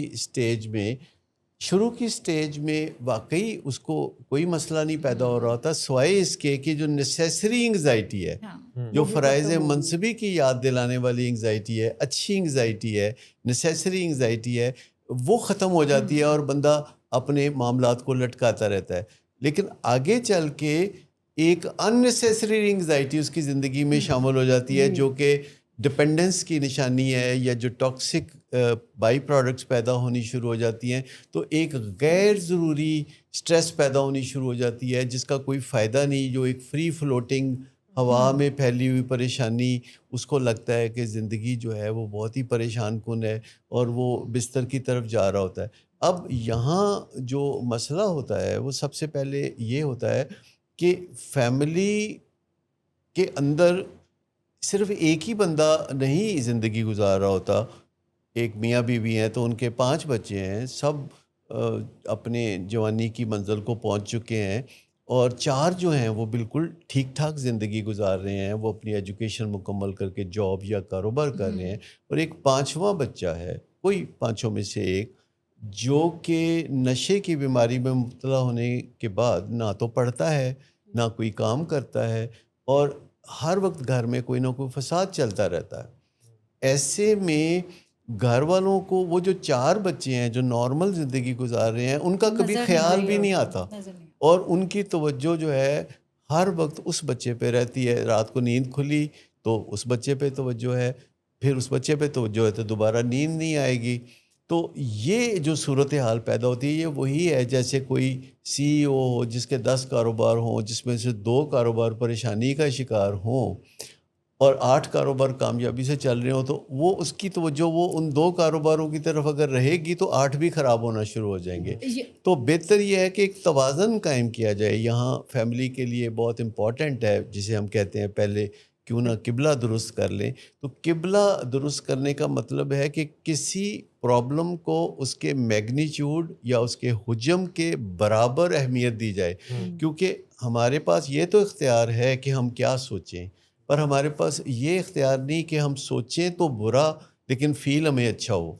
جب ہم کسی نقصان کے بارے میں سوچتے چلے جائیں گے تو ہم اچھا فیل نہیں کر سکتے. لہذا اگر ہماری زندگی میں کچھ نقصانات ہیں اور بہت سارے فوائد ہیں تو ہمیں ایک متوازن سوچ کے ساتھ چلنا ہوگا تاکہ ہماری زندگی چلتی رہے. میں نے ایسے بہت سے لوگ دیکھے ہیں کہ جن کے زندگی میں بہت زیادہ کامیابیاں ہوتی ہیں، وہ ہائی اچیورز ہوتے ہیں، وہ بہت پڑھے لکھے ہوتے ہیں، بہت معاشرے میں نیک نام ہوتے ہیں، لیکن ان کے بچوں میں سے کوئی ایک نشے کی بیماری میں مبتلا ہے تو ان کا رجحان اتنا زیادہ ہو جاتا ہے اس بچے کی طرف کہ وہ اپنے کاروبار کو بھول جاتے ہیں، اپنی صحت کا خیال نہیں رکھتے، اپنی نیند کا خیال نہیں رکھتے، اور آہستہ آہستہ وہ روگی ہو جاتے اور اپنے تئی وہ اپنے آپ کو دنیا کا ناکام ترین انسان سمجھنا شروع کر دیتے ہیں. اور اس کے بعد جب 4-6 مہینے سال وہ ایسے ہی گزارتے ہیں تو یہ روگ انہیں کام کرنے لائق چھوڑتا بھی نہیں. یہاں ایک نقطہ جو ہے میں بتانا چاہوں گی کہ زیادہ تر فیملیز جب اپنے پیشنٹ کو دیکھ رہی ہوتی ہیں تو وہ یہ دیکھ رہی ہوتی ہیں کہ یہ دکھنے میں ہمیں ٹھیک نظر آ رہا ہے، اس کا ویٹ ابھی مینٹینڈ ہے اور یہ کھانا بھی تھوڑا بہت کھا لیتا ہے، کچھ ہم اس کو زبردستی جوس پلا دیتے ہیں اور وہ بعض اوقات اس کے ٹیسٹ میڈیکل کروانا شروع کر دیتے ہیں کہ اس کا فیٹی لیور تو نہیں ہو گیا. اور عام طور پہ ڈاکٹر صاحب ایک بڑی زبردست بات کرتے ہیں کہ جو ہمارے مریض ہوتے ہیں ان کا لیور فیٹی نہیں ہوتا، یہ وہ لوگوں کا فیٹی لیور ہوتا ہے جو ایکچولی ایڈکشن کے اندر جنہوں نے نہیں جانا ہوتا. ان کا پاتھ وے جو ہے وہ ڈرگس کے بعد ہاسپٹل ہوتا ہے نارمل ریگولر، اور جن لوگوں کے اندر ایڈکشن ڈیولپ ہوتی ہے ان کا فیٹی لیور نہیں ہوتا بٹ ان کا پاتھ وے کسی ری ہیب کے اندر جا کے اینڈ ہونا ہوتا ہے. سو ایک چیز جو فیملی کو انڈرسٹینڈ کرنے کی ضرورت ہے کہ جو بھی پیشنٹ کسی بھی نشے کی بیماری میں مبتلا ہوتے ہیں بظاہر ان کی صحت میں کوئی ڈیمیج آپ کو نظر نہیں آئے گا، لیکن ان کے مزاج میں خرابی جو ہے وہ ہر گزرتے دن بڑھتی جائے گی، اور اس خرابی کی بنیادی وجہ ان کے برین میں ہونے والے چینجز ہیں جو فنکشنل بھی ہیں جو اسٹرکچرل بھی ہیں. یعنی اگر ہمارا جسم متاثر نہیں ہے نشے کرنے سے اور بظاہر بھلا چنگا پیشنٹ نظر آتا ہے تو اس کا مطلب یہ ہرگز نہیں ہے کہ اس کا برین بھی ثابت ہے. اس کے برین کے اندر ایسے چینجز ہیں جس کی وجہ سے وہ اپنے ہی نقصان کرنے والی چیزیں کر رہا ہوتا ہے. وہ اپنے جاب پہ نہیں جا رہا ہوتا، اس کو پتا ہے کہ اسے مجھے نکالا جائے گا، بٹ وہ کہتا ہے کہ اچھا نکالا جائے گا تو باس میرا خراب ہے، مجھ میں کوئی پرابلم نہیں ہے. بے بس ہو جاتا ہے؟ بے بس نہیں ہو جاتا، وہ حقیقت کو ایک ڈیفرنٹ اینگل سے دیکھنا شروع کرتا ہے اور وہ اپنے آپ کو مظلوم، دنیا کے ہر شخص کو ظالم کنسیڈر کرتا ہے. اور جیسے ہی وہ انہیں کہتا ہے کہ یہ بھی ظالم ہے تو وہ کہتا ہے یہ تو میرا ابو ہے اور یہ بھی ظالم ہے، یہ میری بیوی ہے، یہ بھی ظالم ہے. اس دکھ میں وہ مزید نشے بھی کرنے کی طرف جاتا ہے. اچھا، یہ فیملی کے لوگ جو ہے خالی ٹیسٹ کرا کے ہی مطمئن نہیں ہوتے بلکہ وہ رات کو ان کا معائنہ بھی کر رہے ہوتے ہیں، ان کی نبض چیک کرنا اور سانس کو دیکھنا کہ چل رہا ہے کہ نہیں. اور چونکہ مریض نشے کی حالت میں بستر پہ کچھ ایسے لیٹے ہوتے ہیں کہ دیکھنے والے کو خام خواہ تشویش ہوتی ہے تو گھر والے کوئی پراپرلی سو نہیں سکتے. آپ نے روگی پن کی بات کی، یہ جو روگی ہو جانا ہے ایک تو یہ ہے کیا، اور یہ کیا کوئی ایسے رویے ہیں، کوئی ایسی عادات ہیں جو کہ کوئی فیملی اپنا لیتی ہے یا یہ کوئی بیماری ہے؟ دیکھیں، روگی ہو جانا موڈ اور مزاج کی ایک خرابی ہے، ٹھیک ہے، جسے ہم اگر ڈسکرائب کرنا چاہیں تو ایک لو گریڈ کرونک ڈپریشن کی کنڈیشن ہوتی ہے جس میں آپ کی توجہ جو ہے وہ صرف اس مسئلے کی طرف رہتی ہے اور آپ کی زندگی میں جو دیگر چیزیں ٹھیک چل رہی ہیں وہ آپ کو بالکل نظر نہیں آ رہی ہوتی ہیں. اور جو آپ کے فیملی ممبر میں نشے کی بیماری ہوتی ہے تو آپ اس میں اتنے جذب ہو جاتے ہیں کہ آپ کو زندگی میں نا امیدی اور تاریکی نظر آنے لگتی ہے، جس کے نتیجے میں آپ کو کوئی چیز بھی اچھی نہیں لگتی اور آپ کو ایک خوف سا ہوتا ہے کہ کیا میں اپنے اس پیارے کو کھو تو نہیں دوں گا، تو اس میں اس کو کچھ اور سمجھ نہیں لگتی کہ شیم کی وجہ سے وہ مدد حاصل نہیں کرتا، لیکن وہ یہ ضرور چاہتا ہے کہ میں آج اور ابھی اس چیز کو یقینی بناؤں کہ یہ سیف ہے، یعنی اگلے 2 گھنٹوں کے لیے یا اگلے دن کے لیے یا آنے والے چند دنوں کے لیے کوئی خطرہ نہیں ہے، کیونکہ ہم انسان اس طرح بھی چلتے ہیں کہ اگر کسی چیز میں ہمیں لانگ ٹرم خطرہ نظر آتا ہے تو ہم کم از کم شارٹ ٹرم تحفظ اس میں ضرور چاہتے ہیں. تو جو جیسے کہ امتحان سال کے آخر میں نظر آتا ہے تو لوگ نہیں پڑھتے، لیکن اگر وہ یہ سوچیں کہ آج ایک ایک دن گزرتا جائے گا اور امتحان آ جائے گا تو ہم نے پاس ہونا ہے، تو ایسے ہی اگر نشے کے جو فیملی ممبرز ہیں وہ یہ سوچیں کہ ایک ایک دن جو ہم اچھا کردار ادا کریں گے اپنے اس فیملی ممبر کے اچھا، ساتھ یہ جو تو اس سے کامیابی ملے گی. یہ جو آپ بات کر رہے ہیں کہ شارٹ ٹرم ان کا فوکس ہو جاتا ہے، اس میں کوئی برائی نہیں ہے، لیکن جو لانگ ٹرم فوکس ساتھ ان کا ڈیولپ ہونا چاہیے وہ نہیں ہو پاتا. یعنی اگر آپ آج کے دن میں کسی کو کسی مسئلے سے بچاتے ہیں تو آپ کو ذہن میں رکھنا چاہیے بطور فیملی ممبر کہ یہ آج کی ڈیٹ میں محفوظ ہو گیا، اس کا مستقبل محفوظ کرنے کے لیے مجھے کسی لانگ ٹرم منصوبے کے اوپر بھی توجہ دینی چاہیے، جو کسی ری ہیب کی تلاش ہو سکتی ہے، جو کسی ایڈکشن پروفیشنل کی تلاش ہو سکتی ہے، اس کے ساتھ میٹنگ ہو سکتی ہے کہ میرے گھر میں ایک بچہ اس طرح کا ہے تو مجھے کیا کرنا چاہیے، ان بات چیت میں کیسے کروں اس سے کہ میں ایونچولی علاج میں اس کو لے کر کے آؤں، یا اگر وہ علاج میں لے کر آنے کی ساری ایفرٹ ناکام ہو جاتی ہیں تو پھر مجھے اس کو علاج میں کیسے لے کر آنا ہے. تو کوئی لانگ ٹرم بھی منصوبہ اگر ساتھ میں جاری رکھتا ہے. انسانوں میں جو شارٹ ٹرم ہے توجہ رکھنا یہ بہت کامن ہے، یہ عمومی طور پر تمام انسانوں میں ہے کہ وہ ارجنٹ چیزوں پہ زیادہ توجہ دیتے ہیں، لیکن ایسی چیزوں پہ توجہ نہیں دیتے کہ جو ارجنٹ تو نہیں ہے لیکن امپورٹنٹ ہے. تو جو بھی فیملی ممبرز ہوتے ہیں وہ نہ صرف اپنے مریض کے شارٹ ٹرم پہ نظر رکھے ہوئے ہوتے ہیں کہ آج کا دن ہماری آنکھوں کے سامنے یہ صحیح سلامت نظر آئے، کل کے بارے میں وہ سوچتے ہی نہیں، کیونکہ کل کے بارے میں سوچنے سے پریشانی ہوتی ہے تو وہ اس کو ذہن سے ہٹا دیتے ہیں. تو آپ یوں کہہ سکتے ہیں کہ نشے سے متاثرہ فیملیوں میں مریض کا بھی فوکس شارٹ ٹرم پہ ہوتا ہے کہ مجھے آج مزہ ملنا چاہیے، کل جو ہوگا دیکھا جائے گا. آپ کسی مریض کو دیکھیں اور آپ اس سے بات کریں اور نشے کے خطرات سے آگاہ کریں اور یہ جان لیوا بیماری ہے ایسا بتائیں کہ نہ کرو نشہ مر جاؤ گے، تو وہ کہتا ہے تسی نہیں مرنا. تو وہ کوئی نہ کوئی ایسا جواب لائے گا جس سے کہ پتہ چلتا ہے کہ اس کا لانگ ٹرم کچھ نہیں ہے.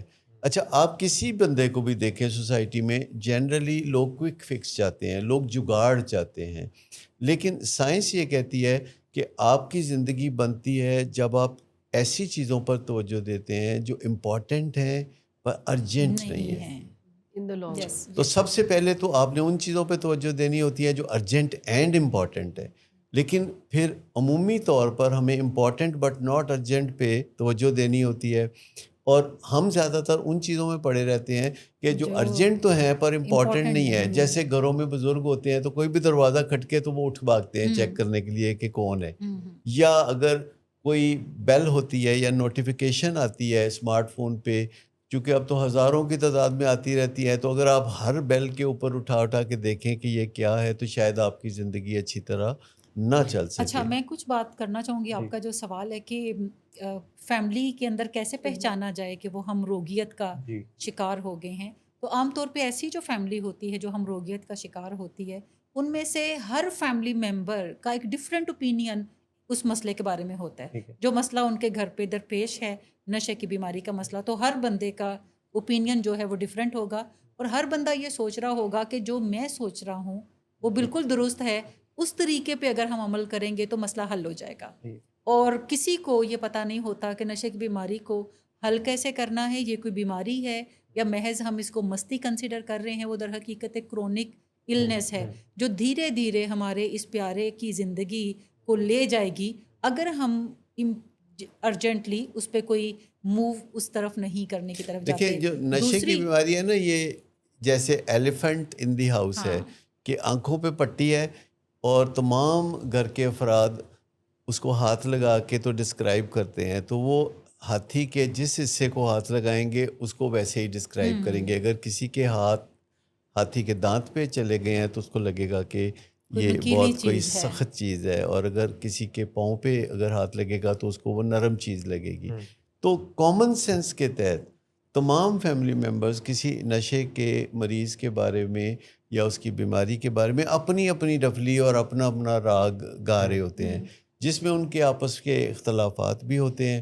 لیکن شیم کی وجہ سے کسی ماہر کے پاس جانا تو دور کی بات، وہ گوگل پہ نہیں جاتے، وہ آرٹیفیشل انٹیلیجنس کے پاس نہیں جاتے، جو بالکل پرائیویٹلی بغیر کسی تردد کے وہ جا سکتے ہیں.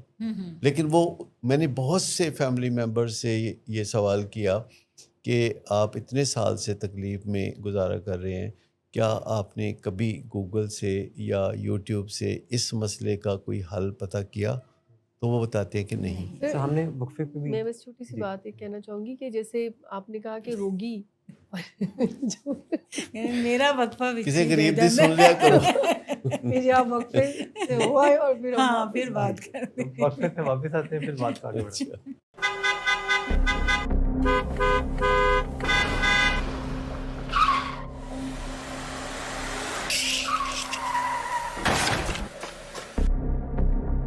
گھٹیا انسان، اتنی دیر سے گیٹ کیوں کھولا؟ سوئے ہوئے تھے تم کیا؟ سر میں نے تو منٹ بھی بکواس نہ کر تم میرے ساتھ. کیا کر رہے ہیں آپ؟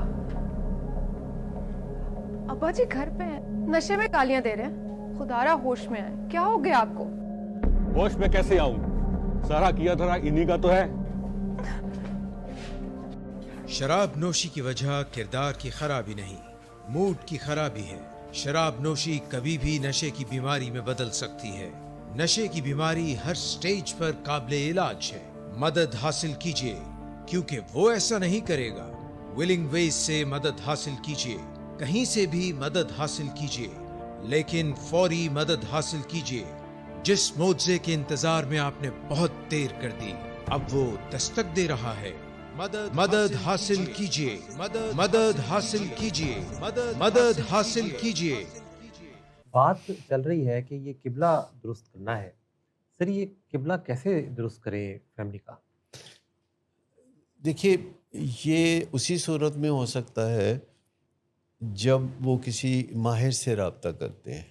ماہر جو ہے فیملی کے اندر جو بیماری کی اصل جڑ ہے اس کے بارے میں آگاہی دیتا ہے، اور پھر روڈ میپ بتاتا ہے کہ ریکوری کیسے ہوگی اور کیسے جو نقصانات زندگی میں ہو چکے ہیں ان نقصانات کو کیسے نہ صرف روکا جائے بلکہ آگے مریض اتنی بہترین اور شاندار زندگی گزارے کہ لوگ اس پہ رش کریں. یاد رکھیں، روایتی طور پر بھی جو لوگ اپنی زندگی بدلتے ہیں وہ بہت کارنامے انجام دیتے ہیں.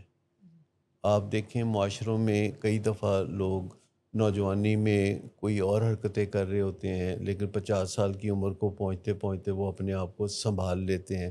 جب کوئی اپنے بگاڑ کو ٹھیک کر کے سنبھالنے کی طرف آتا ہے تو وہ بہت ہائٹس پکڑتا ہے، وہ بہت بلندیوں کو چھوتا ہے. تو ایک ماہر کی ذمہ داری ہے کہ وہ فیملی کے لیے ایک روڈ میپ بنا کے دے، جو قدم بقدم جس پہ وہ عمل کریں، اپنی زندگی کو نارمل رکھیں. سب سے پہلے یہ ضروری ہے کہ وہ اپنی زندگی کو نارمل اور کارآمد بنائے رکھیں. اور یہ کل وقتی کام نہیں ہے کسی کی نگہداشت کرنا، کسی پیارے کی، کسی فیملی ممبر کی مدد کرنا. یہ کل وقتی کام نہیں ہے. آپ نے اپنی نیند کا خیال رکھنا ہے، اپنے کاروبار کا، کام کاج کا خیال رکھنا ہے، اپنی صحت اور اپنی خوشی کا خیال رکھنا ہے. ان سب چیزوں کو یقینی بنانے کے بعد اگر آپ 2 گھنٹے بھی خالصتاً کسی فیملی ممبر کی مدد کرتے ہیں تو یہ تھوڑا وقت نہیں ہے. اگر کسی فیملی میں ایک بندہ نشے کا مریض ہے اور 6 فیملی ممبرز ہیں اور ہر کوئی تھوڑی سی توانائی ادھر چینلائز کر دیتا ہے، لیکن وہ ایک دوسرے کے ساتھ کھینچا تانی سے ممکن نہیں. ان کی ڈائریکشن ایک ہی ہونی چاہیے، اور وہ سب سے ایک پیج پہ آنا لازمی. وہ سب سے پہلے بات ہے کہ ایسے کام کرنا چھوڑ دیں جن کا کوئی فائدہ نہیں. جیسے کہ اس کو ہر وقت لعنت ملامت کرتے رہنا، یا اس کے ساتھ چوکیداری کوئی کرنی۔ لولو پوپو کرتے رہنا، اس کو خوش کرنے کی کوشش کرتے رہنا، یا اسے یہ کہتے رہنا کہ تم نشہ کم کرو، تم نے بہت زیادہ کر لیا ہے، یا اسے کہنا کہ تم نشہ چھوڑ دو۔ آپ کسی بھی بیمار کو، کسی کھانسی والے کو، وومیٹنگ والے کو، بخار والے کو یہ نہیں کہتے کہ اپنی کھانسی یا اپنی وومیٹنگ کو ٹھیک کر لو، آپ اسے علاج کی صلاح دیتے ایک اور کام بڑا دلچسپ بعض اوقات فیملیز کرتی ہیں، وہ کہتی ہیں تم گھر پہ موجود رہو، ہم تمہیں نشہ منگوا کے دیں گے، جتنا منگوا کے دیں گے، بس صبر شکر کر کے وہ کر لیا کرو۔ وہ اپنی طرف سے ایک لیسر ایول کے ساتھ جو نباہ کرنا ہے، یہ بڑا معاشرے میں عام ہے، لیکن جو لیسر ایول ہوتا ہے اس نے بھی بعد میں گریٹر ایول ہی بننا ہوتا ہے۔ اور یہ ڈائریکشن جو ہے نا نشے سے نجات کے لیے فیملی کہتے رہے کہ تم نشہ مت کرو، پھر کبھی غصہ کر لیا، کبھی پیار کر لیا، تو اس سے اپنی ان کی کوئی تسلی تو ہوتی رہتی ہے، علاج کی راہ ہموار نہیں ہوتی۔ دیکھیے بے شمار ایسے کام ہیں جو فیوٹائل ہیں، مثال کے طور پر کوئی بچہ ہے جو رات کو لیٹ آتا ہے نشے کی وجہ سے یا اوباش دوستوں سے ملاقات کی وجہ سے، تو گھر والے بار بار فون کر رہے ہوتے ہیں اس کو، اور وہ سمجھ رہے ہوتے ہیں کہ یہ بالکل مناسب قدم ہے جو کہ ہم اٹھا رہے ہیں، جب کہ وہ بے مقصد ہوتا ہے کہ کبھی وہ فون ہی نہیں اٹھاتا تو پریشان ہو جاتے ہیں کچھ ہو نہ گیا ہوئے، کبھی اس کے دوستوں کو فون کر کے کہتے ہیں کہ اس کو بولو فون اٹھائے، کبھی وہ کہتا ہے کہ جی میرا تو فون جو ہے بند تھا، وہ تو چارج نہیں تھا، کبھی وہ کہتا ہے ابھی آ رہا ہوں، 5 منٹ میں آ رہا ہوں، 5 منٹ کا مطلب 25 منٹ بھی نہیں ہے، اس سے بھی زیادہ ہے۔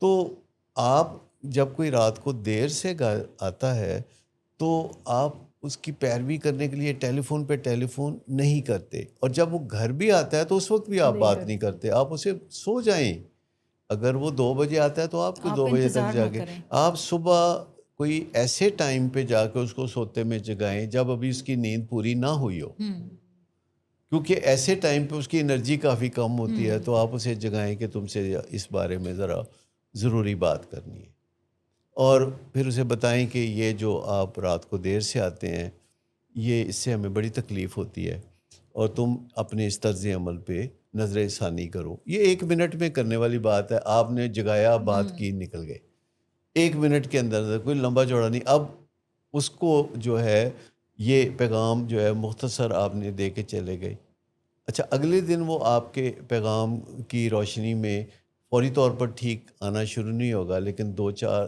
دن ایسا پیغام آپ دیں گے تو پھر ایک دن وہ ٹھیک ٹائم پہ گھر آئے گا، تو پھر آپ نے اس کو نظر انداز نہیں کرنا، پھر آپ جا کے اس کو ملے کہ آج آپ ٹھیک ٹائم پہ گھر آئے ہیں اور ہمیں یہ بڑا اچھا لگا ہے، بڑی گڈ فیلنگ پیدا ہوئی ہے، تو آپ اس سلسلے کو جاری رکھیں، اور پھر گلے بھی لگا لیں، پیار بھی کر لیں۔ گھروں میں نشے کے مریض کے ساتھ تعلق واسطہ ایسا ہو جاتا ہے کہ مہینے میں کوئی آدھے دن تو آپ بالکل اس کی شکل دیکھنا گوارا نہیں کرتے، اور باقی کے آدھے دن ایسی صدقے باری چلے جاتے ہیں۔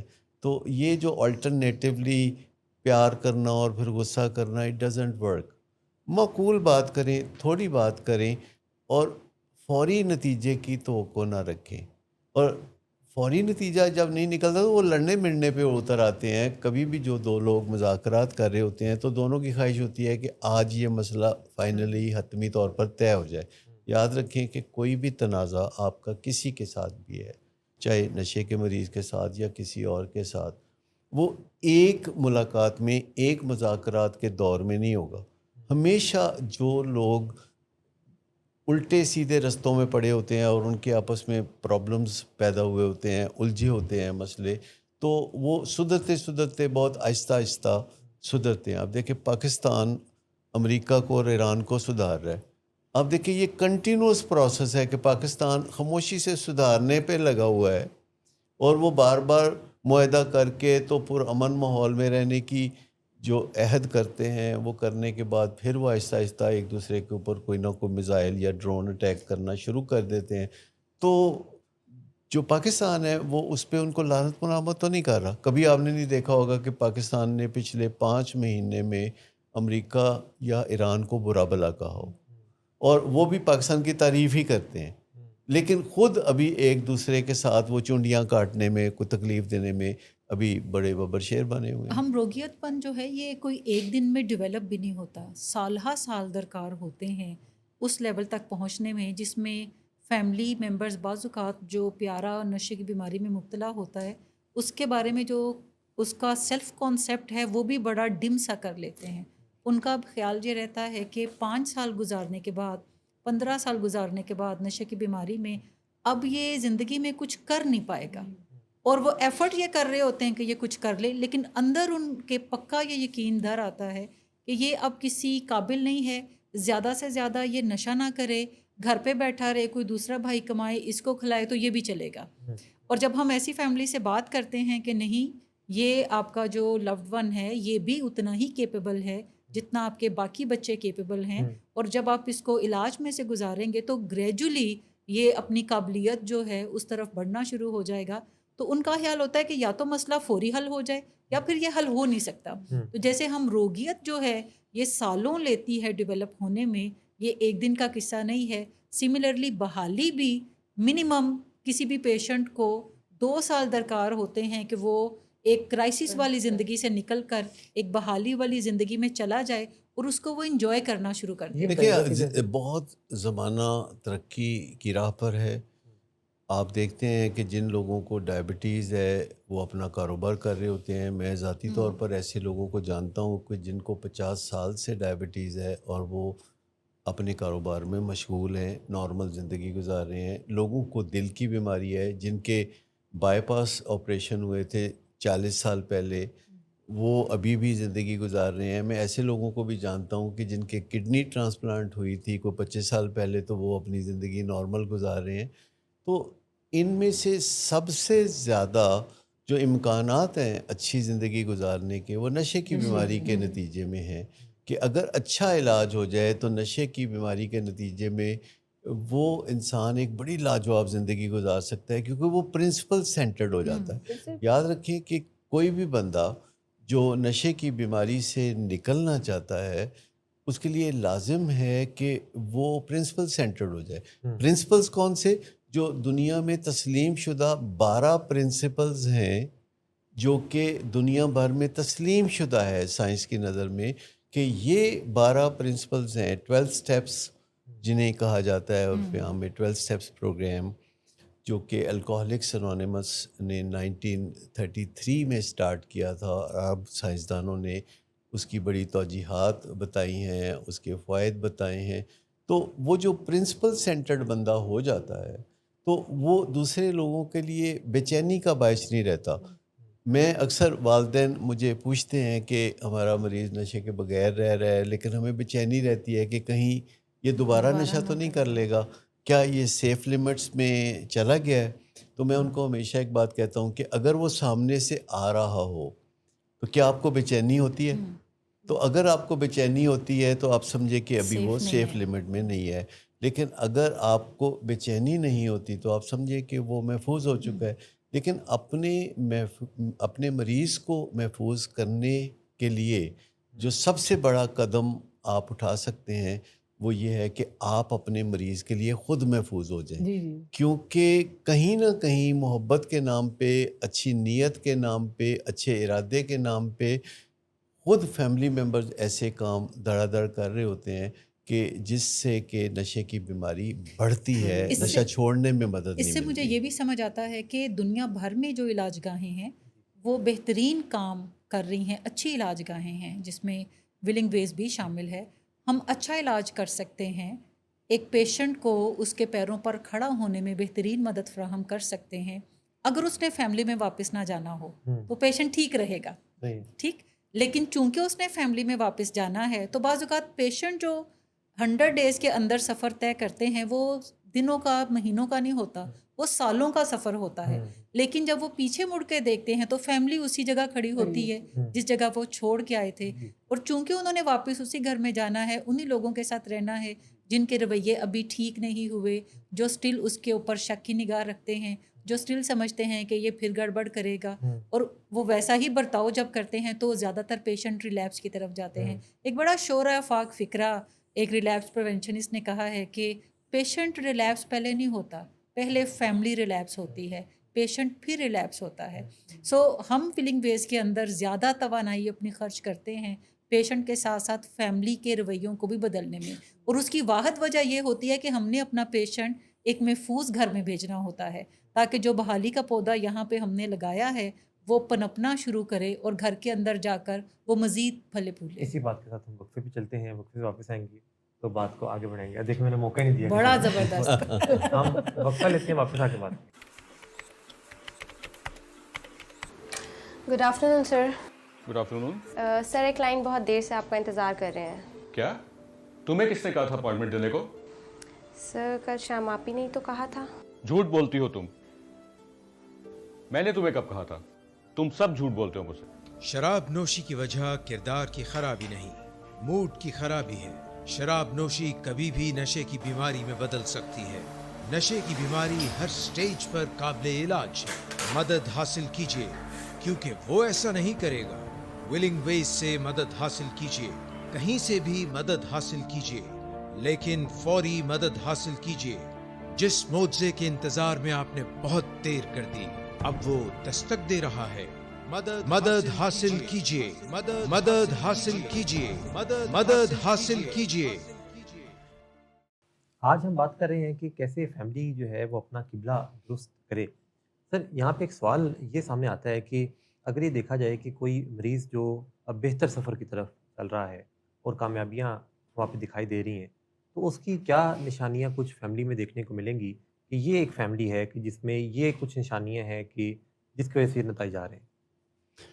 واضح ہے روزمرہ ہم دیکھتے رہتے ہیں فیملیز کو، تو ہم نے دیکھا کہ دو انڈیکیٹرز ہیں جو بڑے امپورٹنٹ ہیں فیملیز میں جو کامیابی کی طرف بڑھ رہی ہوتی ہیں. ایک یہ کہ وہ خوف میں مبتلا نہیں ہوتے، وہ ڈر میں مبتلا ہوتے ہیں لیکن خوف میں مبتلا نہیں ہوتے. ڈر ایک اصلی چیز ہوتی ہے جو ہمیں متنبع کرتا ہے کہ آپ احتیاط کر لیں. خوف ایک ایسی جعلی چیز ہے، جعلی ڈر ہے کہ جو صرف ہم نے اپنے دماغ میں بنایا ہوتا ہے، تاریخ کیا ہوتا ہے. اس کے لیے ہمارے دماغ میں ایک چھوٹا سا آرگن ہے جو امیگڈلا کے نام سے ہے، تو وہ خوف کا گھر ہے، وہاں وہ خوف مینوفیکچر کرتا ہے. تو ایک تو مختلف قسم کے جو فوبیاز ہیں جنہیں ہم اردو میں خوف کہتے ہیں، وہ اپنی زندگی میں تلاش کریں گھر والے کہ کیا ان کو ہوائی جہاز پہ بیٹھتے ہوئے ڈر لگتا ہے، کیا ان کو کاکروچ سے ڈر لگتا ہے، یا ان کی زندگی میں اور بے شمار خوف ہیں. ہماری ایک فیملی نے کاؤنٹ کر کے بتائے کہ ان کی زندگی میں 28 مختلف خوف ہیں اور وہ ان پہ بڑی کامیابی سے کام کر رہی ہے. تو دوسرا اس سے بھی جو اہم فیکٹر ہے وہ شیم کا ہے کہ کیا ان کے ذہن میں 24 گھنٹے یا کسی کا آمنا سامنا کرتے ہوئے کوئی شیم یا ندامت یا ذلت کا احساس ہوتا ہے. زیادہ اس میں اہم ورڈ ذلت ہے کہ کیا وہ خود بخود دوسروں سے اپنے آپ کو کمتر سمجھتے ہیں، دوسروں کو اوور ایسٹیمیٹ اور اپنے آپ کو انڈر ایسٹیمیٹ کرتے ہیں. کیا ان کو اس بات کی بہت پرواہ ہے کہ کسی کو پتہ نہ چلے، اور اس بات کی بہت کم پرواہ ہے کہ ان کے اپنے حالات بہتر ہوں اور ان کا مریض نشے سے نجات میں آگے بڑھے. تو دو باتیں ہیں جو میں فیملیز کو تجویز بھی کرتا ہوں کہ اپنے خوفوں پر قابو پائیں. اس سے اتنی انرجی لبریٹ ہوگی کہ آپ اپنے مسائل اور اپنے پیارے کی نگہداشت بہت اچھے سے کر سکیں گے. جس میں دوسری بات یہ ہے کہ وہ شیم سے نکل آئیں کہ لوگ کیا سوچتے ہیں، یہ لوگوں کو سوچنے دیں، آپ وہ سوچیں جو آپ کا کام ہے. زیادہ تر ڈر یا خوف کی جب ہم بات کرتے ہیں تو فیملی پیشنٹ سے بات کرتے ہوئے بھی جو مدعے کی بات ہے وہ بھی کرتے ہوئے گھبرا رہی ہوتی ہے. فیملی اس بات کو بھی دل میں سموئے ہوئے ہوتی ہے کہ اگر ہم کچھ کہیں گے تو یہ کچھ کر نہ لے، کیونکہ پیشنٹ ایکٹیو ایڈکشن کے اندر فیملی کو ایسے بہت سارے ویٹو تھریٹس دیتا ہے، کیٹو تھریٹس دیتا ہے کہ میں گھر سے بھاگ جاؤں گا اگر آپ مجھے کچھ کہیں گے، میں خود کو کچھ کر لوں گا، میں کسی کو کچھ کر دوں گا، میں کھانا نہیں کھاؤں گا، میں جاؤں گا تو میں واپس نہیں آؤں گا، آپ میرا مرا ہوا منہ دیکھیں گے. سو جب اتنی بڑی بڑی باتیں آپ کا کوئی بیٹا یا بیٹی یا کوئی لوڈ ون کرتا ہے تو آپ کا دل جو ہے وہ ایک دم صدمے کا شکار ہوتا ہے. ان ساری چیزوں کو مد نظر رکھتے ہوئے فیملی پیشنٹ سے مشکل موضوعات پہ بات چیت کرنا کم کر دیتی ہے. جب بات چیت کم ہوتی ہے تو پیشنٹ کو یوں محسوس ہوتا ہے کہ جیسے اس کو نشہ کرنے کی کھلی چھٹی مل گئی ہے اور اب وہ کچھ بھی کرے گا. پہلے وہ گھر کے باہر کر رہا تھا، کمرے میں چھپ کے کر رہا تھا، اب وہ گھر کے اندر چلتے پھرتے بھی کرتا ہے کیونکہ فیملی اس کو ڈری ہوئی نظر آتی ہے. اچھا جو ڈر ہے وہ تو ہر انسان کے اندر ایک لمٹ میں ہونا بھی چاہیے، لیکن جب ہم خوفوں کا شکار ہوتے ہیں تو بعض اوقات ہم وہ اقدامات بھی نہیں کر سکتے جن اقدامات کو کرنے سے ہمارے مسائل حل ہونا ہوتا ہے، جیسے کہ پیشنٹ سے بات چیت۔ اچھا جب فیملی علاج میں انٹر کرتی ہے تو میں ہر فیملی کو کہتی ہوں کہ دیکھیں کھل کے کھیلیں، کیونکہ اگر آپ خوف میں مبتلا ہو کے پیشنٹ سے بات کریں گے تو پھر آپ اس کے ساتھ ٹھوس بات نہیں کر سکتے۔ ہو سکتا ہے آپ لفظ ٹھوس چن لیں، لیکن جب وہ پیشنٹ آپ کی آنکھوں میں آنکھیں ڈال کے دیکھتا ہے، آپ کی باڈی لینگویج دیکھتا ہے، تو اسے پتہ چلتا ہے کہ یہ لفظ میرے ابا کے نہیں ہیں، یہ پیچھے مس شمائلہ نے دیے ہیں، مس عظمیٰ نے دیے ہیں، یہ ڈاکٹر صداقت نے دیے ہیں۔ آج ہی ایک پیشنٹ بات کرتے ہوئے مس شمائلہ کو کہہ رہا تھا کہ یہ میری سونیا نہیں ہے، ٹھیک ہے، کہ وائف بات کر رہی تھی تو وہ کہہ رہا تھا کہ یہ میری وائف نہیں ہے۔ میم بعض اوقات تو وہ ڈائریکٹلی کہہ دیتے ہیں کہ ایولنگ ویز دی زبان یا مس شمائلہ کی زبان کہ یہ برین واش کیا ہوا ہے۔ سو پیشنٹ یہ باتیں اس لیے کرتا ہے کیونکہ اس کو نظر آ رہا ہے کہ جو بات میرے پیرنٹس یا فیملی ممبر کر رہے ہیں ابھی ان کا اس بات پہ کوئی پختہ یقین نہیں ہے، بیکاز ان کی باڈی لینگویج ساتھ نہیں دیتی، فیشل ایکسپریشن ان کو ساتھ نہیں دیتے۔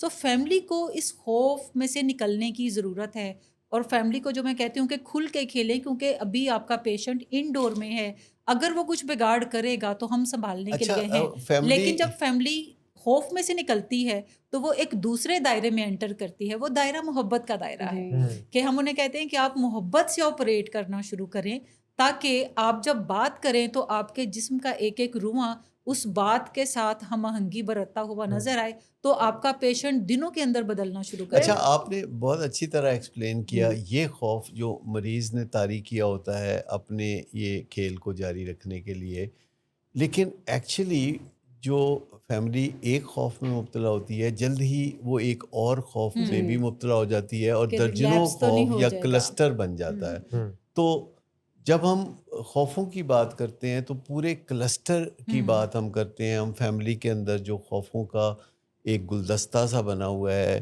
جو کولاج بنا ہوا ہے، اس کے اوپر ہم بات کرتے ہیں اور اس کو اکٹھے اٹیک کر کے ایریڈیکیٹ کرتے ہیں۔ جیسے ڈیفنسز کے اوپر جب ہم کام کرتے ہیں تو ایک ایک دفاعی نظام پہ نہیں کرتے اپنے پیشنٹس یا فیملی کے اندر، بلکہ سب کے اوپر اکٹھا کام کریں۔ لیکن انسانی نفسیات بڑی دلچسپ ہے کہ جب آپ ایک خوف کو اپنے برین میں جگہ دیتے ہیں تو ایک اور خوف آ جاتا ہے، پھر آپ اس کو جگہ دیتے ہیں ایک اور خوف آ جاتا ہے، اور اس کی کوئی حد نہیں ہے کہ آپ کہاں تک پہنچیں گے۔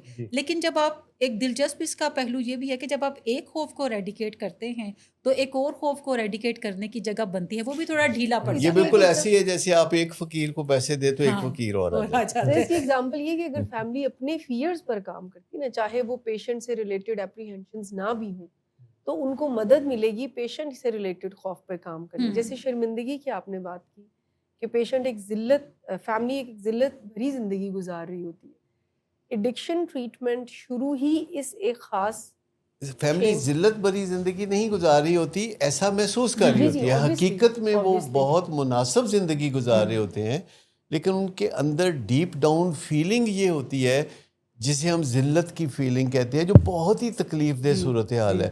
اور کوئی ایک فیکٹر جسے میں سب سے امپورٹنٹ سمجھتا ہوں نشے کی بیماری کے خلاف جدوجہد کرتے ہوئے، وہ شیم سے نکلنا ہے۔ آپ نے جو بات کی نا کہ پہلے نمبر پر اس بات کو نہ رکھے کہ کسی کو پتہ چل جائے گا یا ہمارا بچہ اس مسئلے میں ہے، یہ چھپائیں کیسے، کیونکہ یہ ساری چیزیں ان کی انرجی لے رہے ہوتے ہیں۔ ہاں دوسرے نمبر پر بے شک فی الحال رکھ لیں اس کو، پہلے نمبر پر اپنی اور اپنے مریض کی بہتری کو رکھیں، اور اس کے طریقے سائنٹیفک موجود ہیں کہ جب آپ کو ایسی انوائرمنٹ کا سامنا ہے، یعنی جب ہم فیملی سے ٹیون ان سیشنز میں بات بھی کرتے ہیں تو وہ کسی کو انہوں نے یہاں پہ علاج میں دبئی بھیجا ہوا ہے، کہیں خالہ کے گھر کوئی گیا ہوا ہے، تو یہ ادھر انرجی جب ان کی ویسٹ ہوتی ہے تو علاج کی رائٹ ڈائریکشن میں سرو کرنے کی انرجی نہیں رہتی۔ تو اگر وہ پہلے نمبر پر اپنی اور اپنے پیارے کی ذہنی جذباتی صحت کو رکھیں اور دوسرے پہ کہ کسی کو پتہ نہ چل جائے، تو پھر بھی بہتری آ۔ دیکھیں آج ہم نے جو بات چیت کی ہے وہ اس عنوان سے کی ہے کہ کیوں نہ پہلے قبلہ درست کر لیا جائے، اور اس میں ہم نے عمومی باتیں کی ہیں جو قبلہ درست کرنے کے حوالے سے ہیں، اور جو سوبرائٹی کے 4 ڈسپلن ہیں اس میں سے یہ پہلے ڈسپلن کے انڈر آتا ہے کہ جو وائلڈلی امپورٹنٹ گول ہے، جو کہ وہ ہوتا ہے کہ اگر اس گول کو اچیو نہیں کیا تو پھر باقی جتنے مرضی کارنامے کریں وہ بے فائدہ ہیں. تو اسی زمرے میں ہم جب اگلا پروگرام کریں گے تو وہ شیم سے نجات کے اوپر کریں گے، کیونکہ یہ بھی وائلڈلی امپورٹنٹ گول ہے کہ قبلہ درست کرنے کے زمرے میں آتا ہے کہ جب فیملی جد و جہد کرنا چاہتی ہے تو جیسے ہم ان کو خوفوں سے نکالنا چاہتے ہیں تو ایسے ہی ان کو ہم شیم سے بھی نکالنا چاہتے ہیں.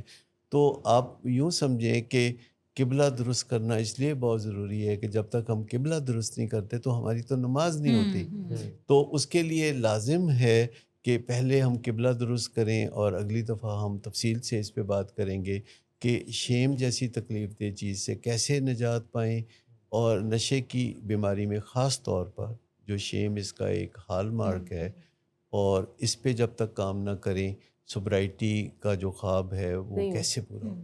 اور اگر یہ جو وائلڈلی امپورٹنٹ گول ہیں یہ پورے نہ ہوں تو پھر تو سارا پروگرام جو ہے وہ یعنی اس کا مطلب ہے نتیجہ خیز نہیں اب ہوگا. آپ دیکھیں یہ پہلے کتنا ڈرتے تھے اپنی بیگم صاحبہ سے سلمان، خوفوں پہ قابو پا لیکن لیا اب سر. آہستہ آہستہ خوفوں پہ قابو پا لیا. میں نے خود بالکل ایسے ہی ایسا تو نہیں کہ آپ بتاتے نہیں ہیں شیم کی وجہ سے سلسلہ وہیں چل رہا ہے جیسے پہلے چل رہا تھا؟ نہیں سچویشن کافی بہتر ہوئی اچھا افاقہ ہوا ہے اب، ریسنٹلی کافی چیزیں جو ہے- افاقہ ہوا ہے لیکن ابھی تک کاکا نہیں کاکا ہوا. نہیں چلے کاکا ٹھیک. ہوا ہے، کاکا نہیں ہوا، اچھا لیکن اللہ خیر کرے جیسے ہی شادی ہو جائے گی تو ہو جائے گا.